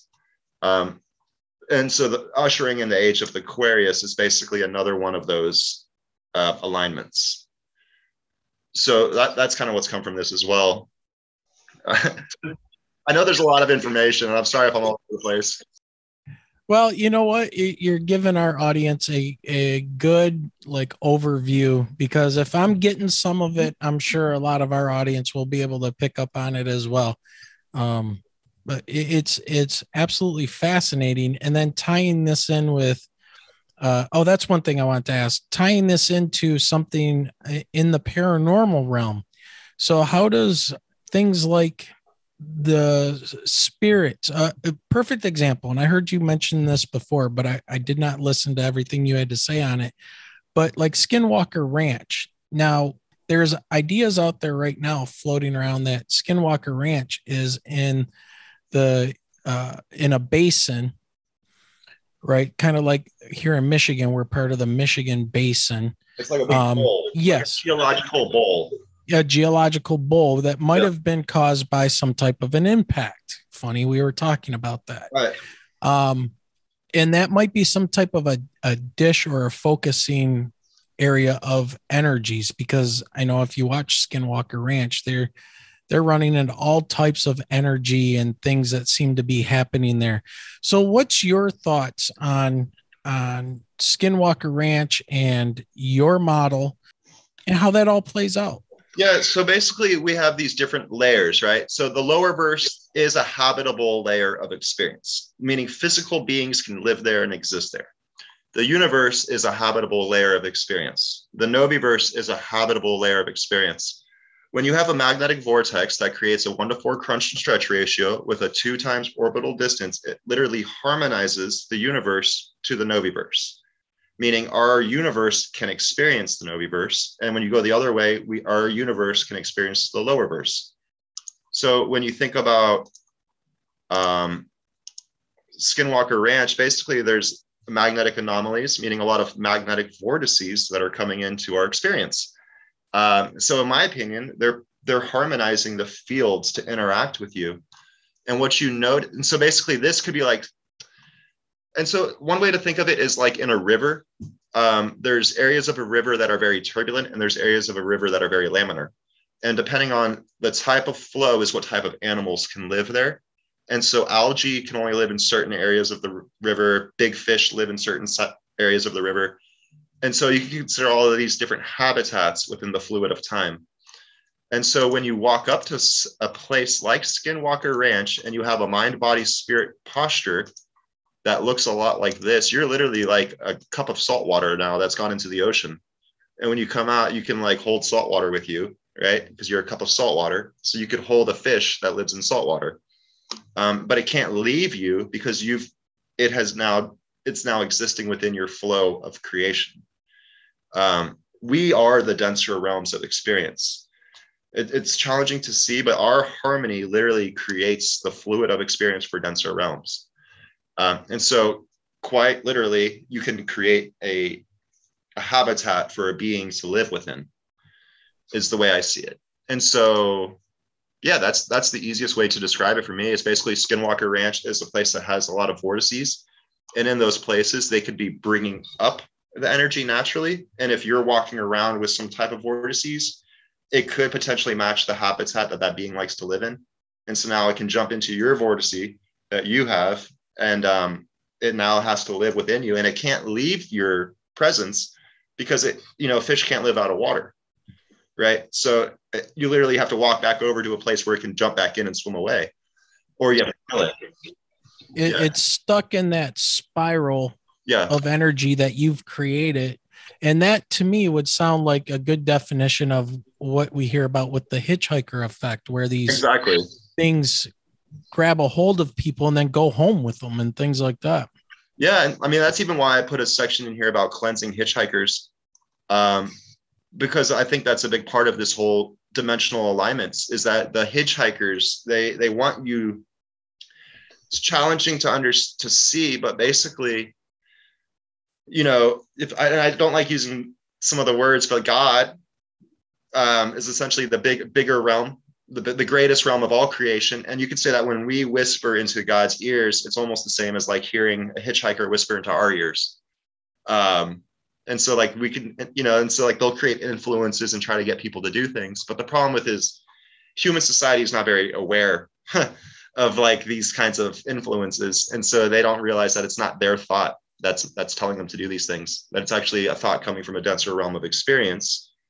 The angel on one shoulder and the demon on the other. Yeah. So in a way, the angels come from the lower verse and the demons come from the Noviverse, but I don't like to say angels and demons because you can have good and bad beings in all different layers of experience. So with those vortices, then would you consider those portals, because they've been reported seeing strange things open up and creatures, or a creature come out, or these wolf creatures that seem to appear and run around the ranch, and the whole cattle mutilation and things like that are going on with the vortices that you're talking about.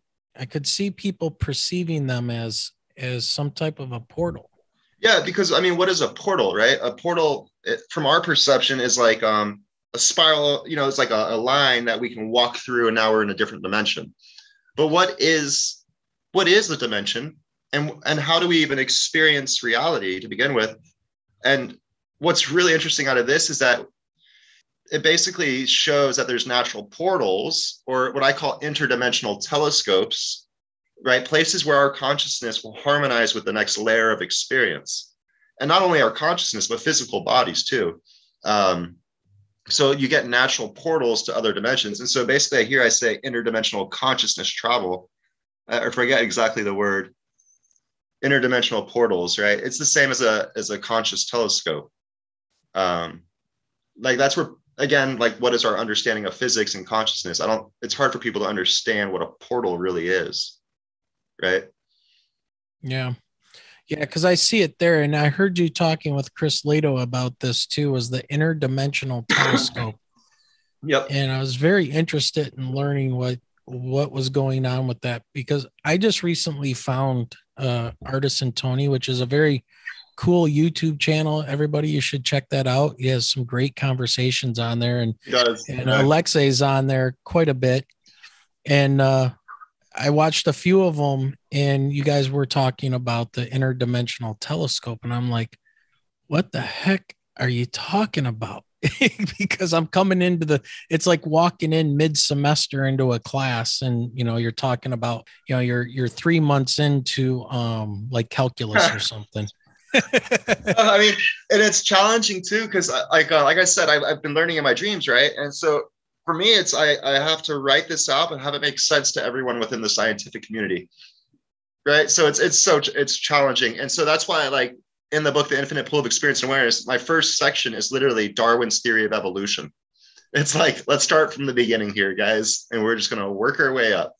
Well, that's like what my wife and I have to do when we try to teach kids things. We got to take some of these concepts and there are some very good curriculum writers out there. I give them credit for breaking things down. But, at one point, I remember getting blown away in college when I was told, well, the orbital model of an atom is, it's not really what's going on. It's not really what's going on, but there's still that orbital relationship. There's things exactly really, right. They're more blipping in and out of solidity at all times. Yeah. Right. It's like a cloud of probability. Yeah, right. An electron exists in a cloud of probability. It may be there, it may not, but it seems to work. It's somewhere there in it seems to work, right? And so for every action desired, there's the most appropriate physics. And so when it comes to dimensional travel, we need to think of the right physics. And they didn't teach it in school because it wasn't accepted.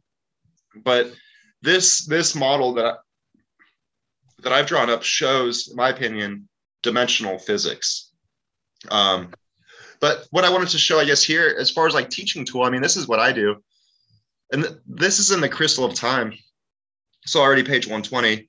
But basically, perspectives grow with senses. I'll do like a quick recap on the evolution of the human body and the senses. And we say we started from a single-celled organism, right? So imagine before we even had taste or just the most primitive experience to begin with, feel, you get wall or no wall. So at that point in evolution, let's do physics.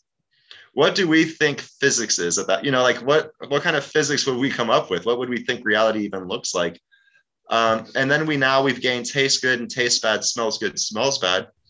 So our entire perception is wall, no wall, taste good, taste bad.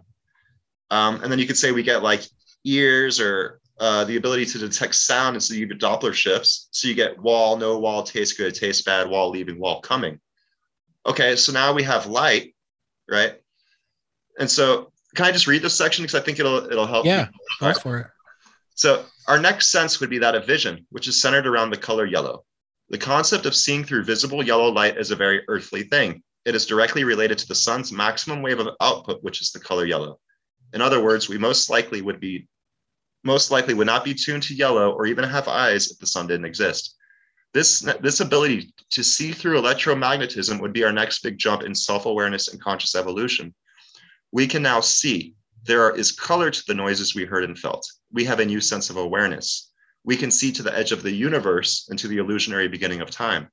Similarly to how we can see the source of sound and to the illusionary location of manifested objects. Our awareness has now shifted to encompass the entire universe, or at least to the smooth cosmic microwave background. Our environment in which to grow has increased to the entirety of the known universe, or rather, limitations of aided visual perception. However, to say that is all would not be to understand how our senses have been developing. We are all one awareness coming from the more primitive single cell. In a fashion, we are one being becoming more aware. So now let us explore the sense of time and compare the now to the visual spectrum. Could the past and future not physically still exist, just like longer and shorter wavelengths of sound and light that are now may perceive? Either way, one thing is for certain. We do see and experience time. We are in time. Just like the universe, just like the solar system, just like the planet Earth, we are in or on time. We revolve around the center of time. The flowing nature of past, present, and future is a limitation to our perception and cognitive ability. However, we are orbiting and flowing through the crystal of time. So it shows that you get what I'm saying there. Basically, like as we evolve, we gain senses, and as we gain senses, our ability to do physics gets better, right? We have a new sense of awareness. Right. That doesn't mean that light is the limitation of speed. That's just a limitation of human perception. And to say that the speed of light is a barrier is to not understand the evolution of the human body. Yeah. And I think that they're looking at the speed of light as not the end all be all. I thought I had recently seen something, an article come out that there is something faster than the speed of light. Well, quantum entanglement already shows that, right? What did Einstein call that? The spooky action at a distance. Yes, spooky action at a distance, right? So right. One thing flips over here, the other thing flips at the same time somewhere else. I've got a very easy explanation for that too. Well, my thought goes to twins. Right. Take twins and separate them by 1,000 miles and then have one twin get sick. The other one knows. Right. We'll call up. What's going on?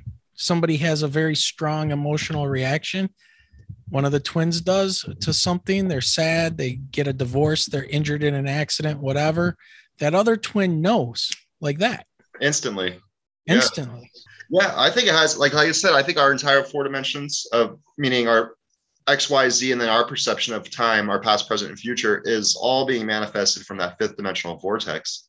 And so when you could say people are, was it harmonic resonance, right? So if there's 2 guitars, one's sitting in a corner, not playing any strings. And so you could say people are tuned by their DNA. In this example, twins would have the same DNA almost, right? Right. So when one DNA vibrates, it's going to ring on that other one. If they're just guitars, one's sitting in the corner quietly, one's playing a tune, the one in the corner is going to feel the vibrations. Sure. And so I think, from my opinion and my understanding, that's all wave energy that's in that 5th dimension. When you think about how all of our energies basically an overlapping of the 5th dimensional vortex, you can consider it like a sound wave propagating through the 5th dimension. And it would cast shadows of experience into the future and into the past. Because our perception of now is just this line that we're orbiting on. And if you create a ripple here, it's going to send changes to every single point in the past, the future, the time. But so from our perception, it's instantaneous. But there is a speed of quantum entanglement. It's the rate that wave travels within this 5th dimension. But from our experience, it's all simultaneous. So it's hard to see from our 4D space-time, but when you include that 5th dimension, it becomes pretty apparent. From our perception, the fact that this would have a speed in the 5th dimension doesn't really matter, because to us anyways, it's instantaneous. Well, if you're trying to communicate with a specific moment in time, then I think it matters. Where you can start actually communicating. Because from my understanding now, we can actually build technologies that send signals to various moments in time itself. And we could theoretically take photos of different moments in time, and we can create interdimensional technologies.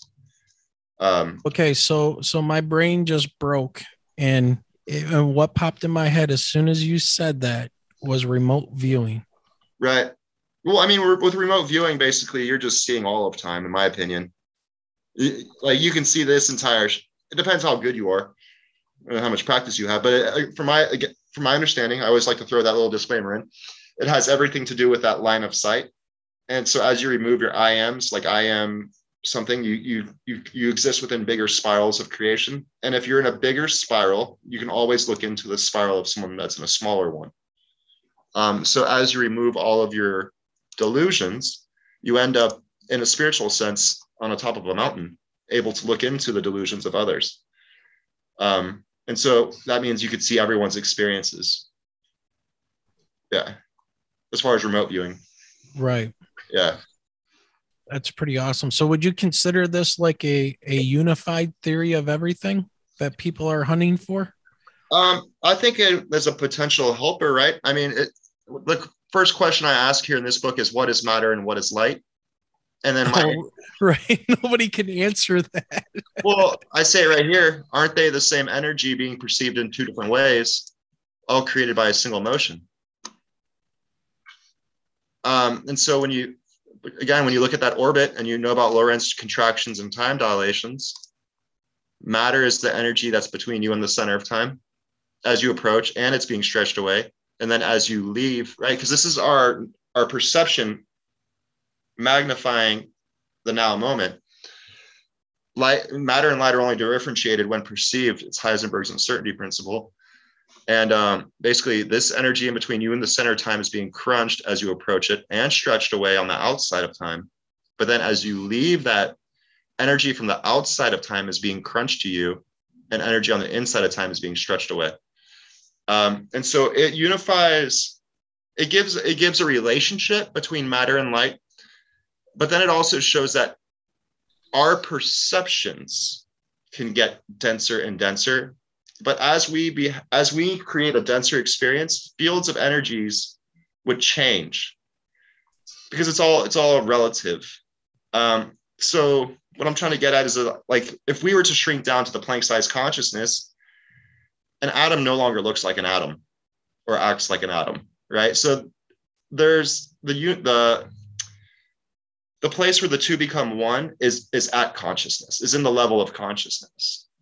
It comes down to the relative motions and the crunching and stretching of energy. Hopefully I explained that decently, at least. Well, again, whether I'm grasping all this or not, your explanation is putting thoughts in my head, which I think is my brain grappling with understanding this. And so let me, when I look at how we're being stretched one way and then, being pulled the other way, our consciousness and our observations and things, it makes me think about when I was younger and I spent 20 some years as a martial artist in competitions and fighting and things like that.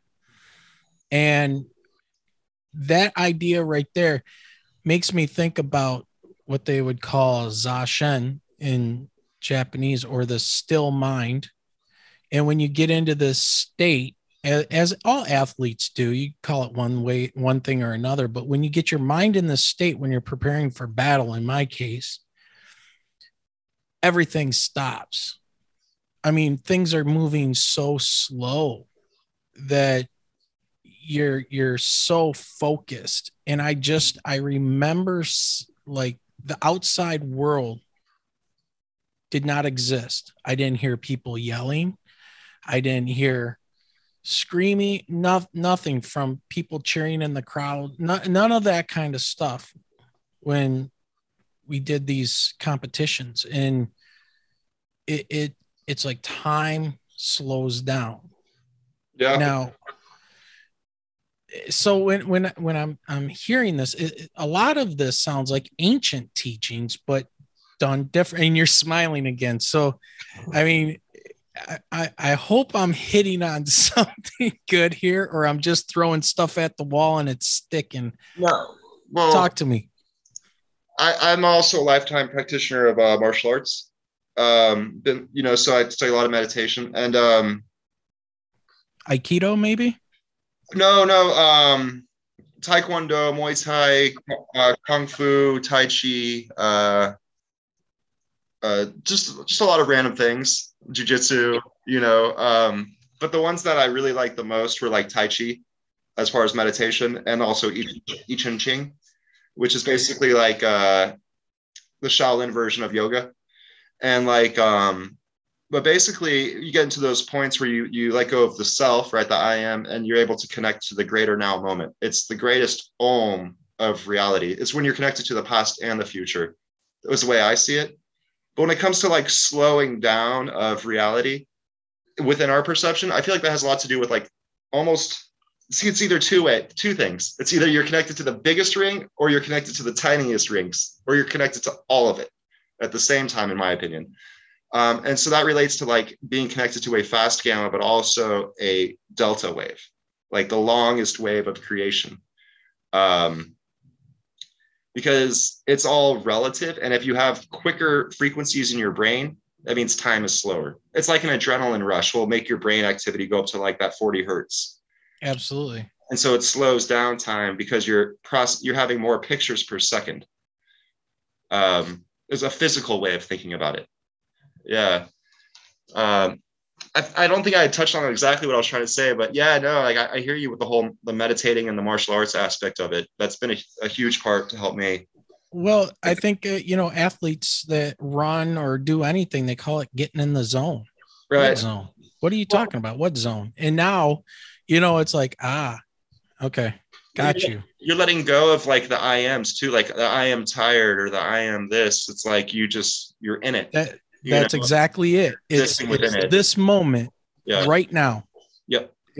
Nothing else matters. It's right now. And I know a lot of people out there listening to this know exactly what I'm talking about. Maybe it's the moment before you're going to have a car accident, right? It's that everything just goes hollow.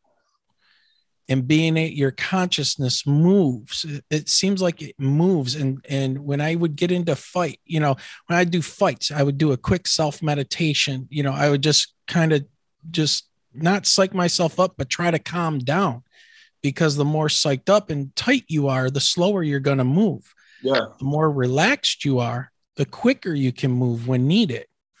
And it would get to the point where when I was training and I did a lot of what's called Daitaru Aiki Jiu-Jitsu, which is the grandfather of where Aikido came from. So Aikido took a spiritual route of this Japanese art. And whereas the Daitaru was the school of the samurai, the combat, it was all based on combat and wearing heavy armor, right? A little Japanese person wearing 80 pounds of armor on a battlefield is not running around like a normal soldier. They move differently. They think differently. They swing their swords differently. It all has to be done at a certain way at a certain time, and everything has to work together. So it would be get into this moment of now, just nothing else matters.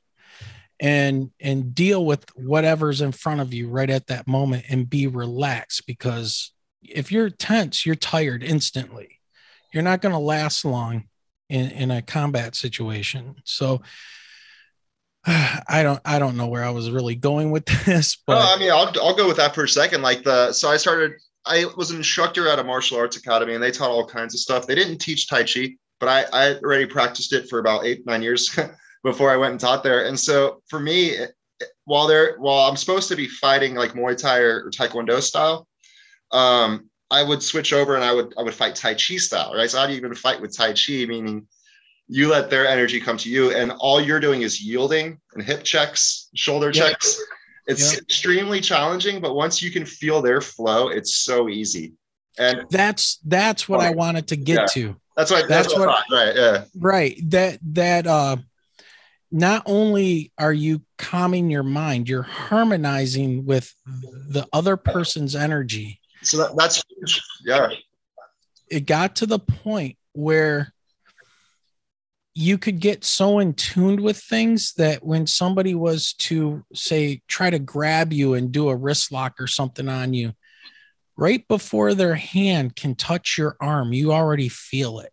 Yep. So you can already start your motion if you're relaxed. It's like, and then if they did grab a hold of you, I always had this sense of I was them.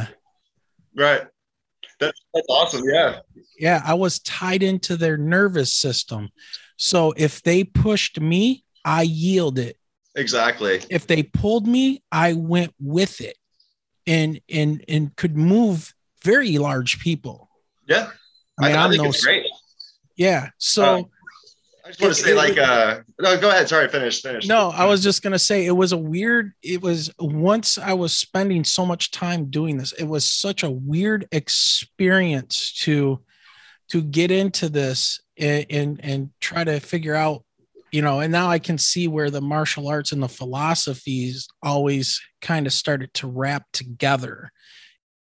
Yeah. Like martial arts is really good about body, right? Yeah. But it doesn't really consider the mind it does consider the mind and spirit. Not traditional modern day martial arts doesn't so much, right? But it all has to do with your strength and your ability to perform a move, whatever that move is. Like if you're thinking mathematics and things like that, you have a spot where it's your strongest stance, right? That's what I call the golden spot. It's like your strongest stance in all three aspects: mind, body, and spirit, not just body. you know. But just to relate back to what you were just saying, I think in Tai Chi, one practice we did was called sticky hands. I was going to say, was it push hands? Because I've been looking. It's the same thing. Yeah. So in Tai Chi, it might be push hands, but I don't know. In Shaolin Kung Fu, it was sticky hand sparring or push hands. I think it's the same thing. Push hands is sticky hands. It sounds right. Yeah. Yeah. But what I thought was really cool about that is that when you're going against someone who's doing it for their first time and they close their eyes and they're next to you, they won't know that they're still touching you. It's hilarious. It's not hilarious, but you get what I'm saying. They're like, I thought you were supposed to be touching me. And like, they open their eyes and you're still touching them and you're going with every motion they're making, but they can't feel you. It's really impressive. Like, and I was explaining this on a podcast the other day. It's like, sit quietly and relax. On a windy day, yeah, you can feel the wind blow past your face, but can you feel the wind on a day that there's no wind? You know, can you feel the energy flowing past your face when there's no wind? Can you feel that? Can you feel the hairs on your arm flow with, you know, it's now put your energy next to theirs. Can you feel their energy shooting through their bodies? Yeah. So I think sticky hands had a lot to do with helping me. Well, just the concept of it, I thought was really cool, you know? Yeah. And when I was learning martial arts, unfortunately, when I first started, it was very hard arts, you know, it was karate and it was judo. And then when I was studying Daitaru, even though it could lead to a very spiritual and mind-body combination of Aikido. Both of my instructors were engineers. So we looked at everything as lines and circles and lines of sight, kinematics, like torque. Yeah. Weak line, strong line, you know, circle coming in, you move in a line, you move in a circle, they move in a line, you know, et cetera, et cetera. There's a physics to it, but I always found it fascinating, the mindset that you would get into while training. And it's, I don't know. It seems like all these things start to come together. And then it makes me think about all this ancient knowledge that we had as humans. Well, I think we're still attached to it all, right? Yeah, I think so. I think this is that 2,000 year age of Aquarius kind of thing where people's consciousness are shifting and changing. Yeah. So I forgot what I was getting at, but we were talking about meditation exercises, and then now we're in martial arts. Well, one of the and have I ever had like a master in my dreams or whatever kind of thing? I was always shown the next thing I needed to practice in my dreams kind of thing. And one of them was walking a handrail, the Ballast Point Pier handrail, which is a 20-minute walk. If you were to just like walk nice and calmly just around the whole thing, and it's 6 inches wide. And, you know, if you step off to the side, you're going to fall 20 feet in the water. So it was like, I walked the whole handrail while doing my double nunchuck routine. And the idea behind it and the point that I was supposed to learn is that the next step is obvious. Like the entire path is very daunting, but the next step is right in front of you. It's the foot in front of you, and it's extremely obvious. And so that was the lesson behind that, was that the next step is obvious. Don't worry about the full length path. And so that was the now. It's the now. Right now, all you have to do is take one step. You don't have to worry about walking 20 minutes, and you don't have to worry, like there's literally only now, and it's just one step at a time. Yeah. And if you can do the now, then you can do the next now. Exactly. And the next now. And then when you look back, you just did this entire thing that's extremely impressive, and like even challenges you, like you think it's like you impress yourself, right? It's like, wow, I just did that. But it really comes down to those little steps adding up to a big accomplishment, you could say. Yeah. And that translates to every aspect in life, at any achievement that anyone's striving for. The next step is obvious. When you look at the bigger picture, it can become very daunting at times. But the next step is typically pretty obvious. Well, you know, boy, we've gone down some different discussion paths, but you know, I used to have a t-shirt that said martial arts is life. Right. You know, and that's all it said. It was just that martial arts was life. So, you know, in that regards, and you know, I wonder if when religion and philosophy kind of separate it from science, I think it did a huge disservice to humans. It did. Yeah. I call that a shift in natural selection. Yeah. Because I don't know why we can't, you know, coexist, and I got to see, videos show up in my video feed of, religion versus science, and they're going to have this great debate and somebody's supposed to win. And I think in my mind, it wasn't that many hundreds of years ago where the priests and the churches were the ones trying to figure out how did God create all this stuff. And they came up with the science. I mean, the Big Bang theory is from a priest. This is his idea. That's funny. That's where I think it's so weird, because people that believe in science, I mean, science is a tool created by man in order to explain reality with mathematics. It is not reality. It is a tool we created.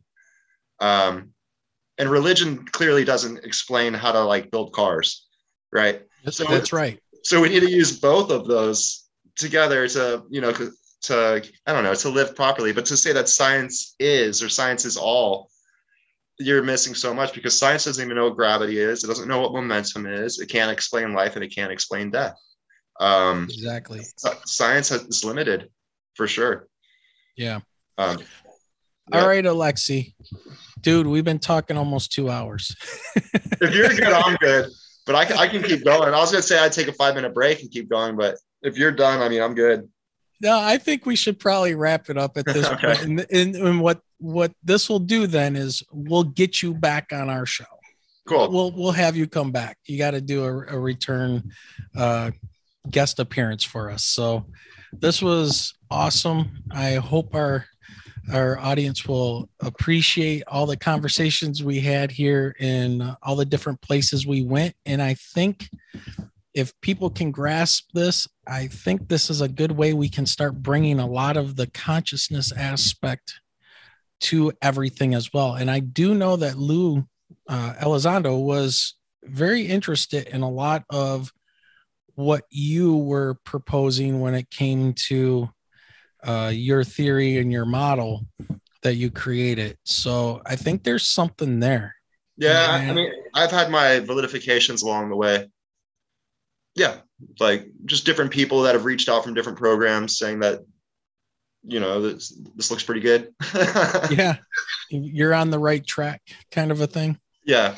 All right. Awesome. Well, Alexei, I want to say thank you very much for coming on the podcast and sharing your knowledge and a lot about your model that you've come up with and kind of where this came from, and then going into the whole martial arts aspect of things. And I'm glad we got to talk martial arts. That was fun. Yeah, that's great. All right, Michelle, I think we're going to say goodnight. What do you think? You've been very quiet over my there. brain is on overload, so I'm trying to take all of it in. Yeah. So, all right. Well, thanks a lot, Alexei. We will talk to you soon. All right. Have a good one. All right. You take too. Care. That's it. Well, that was one intense interview, and I think my brain grew by about 33.3%. I don't know. Michelle? Mine hurts. Yours hurts? Yeah, it's understandable. So, man, what a lot to take in.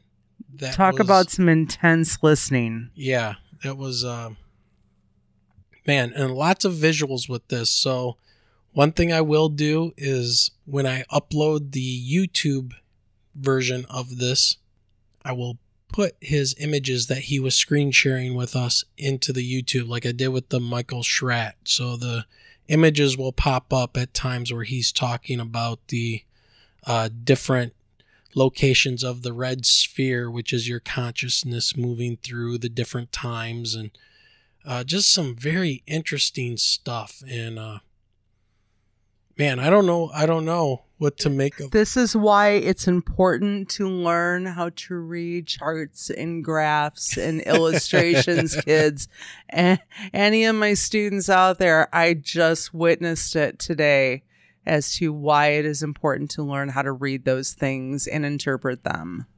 Yeah, just a totally different track to go on with the podcast. But I did like talking to him about the comet impact theory. He was very interested in that, and the martial arts aspect of all of this stuff too. The Asian philosophies that are mixed into the martial arts and meditation, Buddhism, and all of that. Well, then, and mine was the bit on reincarnation. Yeah, so like when I was doing the martial arts thing, a lot of the martial arts that I studied was more about the physical aspect of things, like he had said. There's the martial arts out there that do really think about strength and, punching and all that kind of stuff. But there's a whole nother side to martial arts that's usually in America or in Western cultures, they're not really practiced that much because we are so focused on strength and being strong and all of that. Whereas the Asian cultures kind of encompass all of the different aspects into the martial arts. So mind, body, spirit, those kind of things. So it really depends on the martial arts you study and which one you like. But that was a great conversation to have with them. All right, Michelle, I think it's time to wrap this one up. It's been a long, crazy week. And all I'm going to say to that, on top of being sick and dealing with this upper respiratory infection, is some of the very toxic behaviors I'm seeing with some of the UFO community. I don't know what to make of it. And this is all I just really want to say, is that we really, as a community or as podcasters or whatever, we should really just focus on what we need to focus on to figure out what these UAPs are and leave it at that. The personal attacks and stuff, just that kind of stuff needs to stop. I don't understand it, but it is what it is. And I just wanted to throw that out there because I'm not really happy with some of the stuff I'm seeing. So, with that being said, Michelle, are you ready to do your dance and get out of here? I think that we're ready to sign off for the night. So, have a great night, and remember, everybody, keep your eyes to that sky.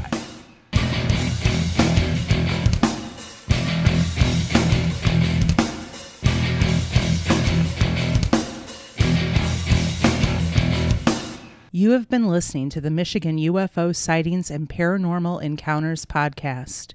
You can reach us at mi.ufo.podcast@gmail.com. You can also find us on Twitter at mi_UFO and join our Facebook group by searching for Michigan UFO Sightings and Paranormal Encounters. So until next time.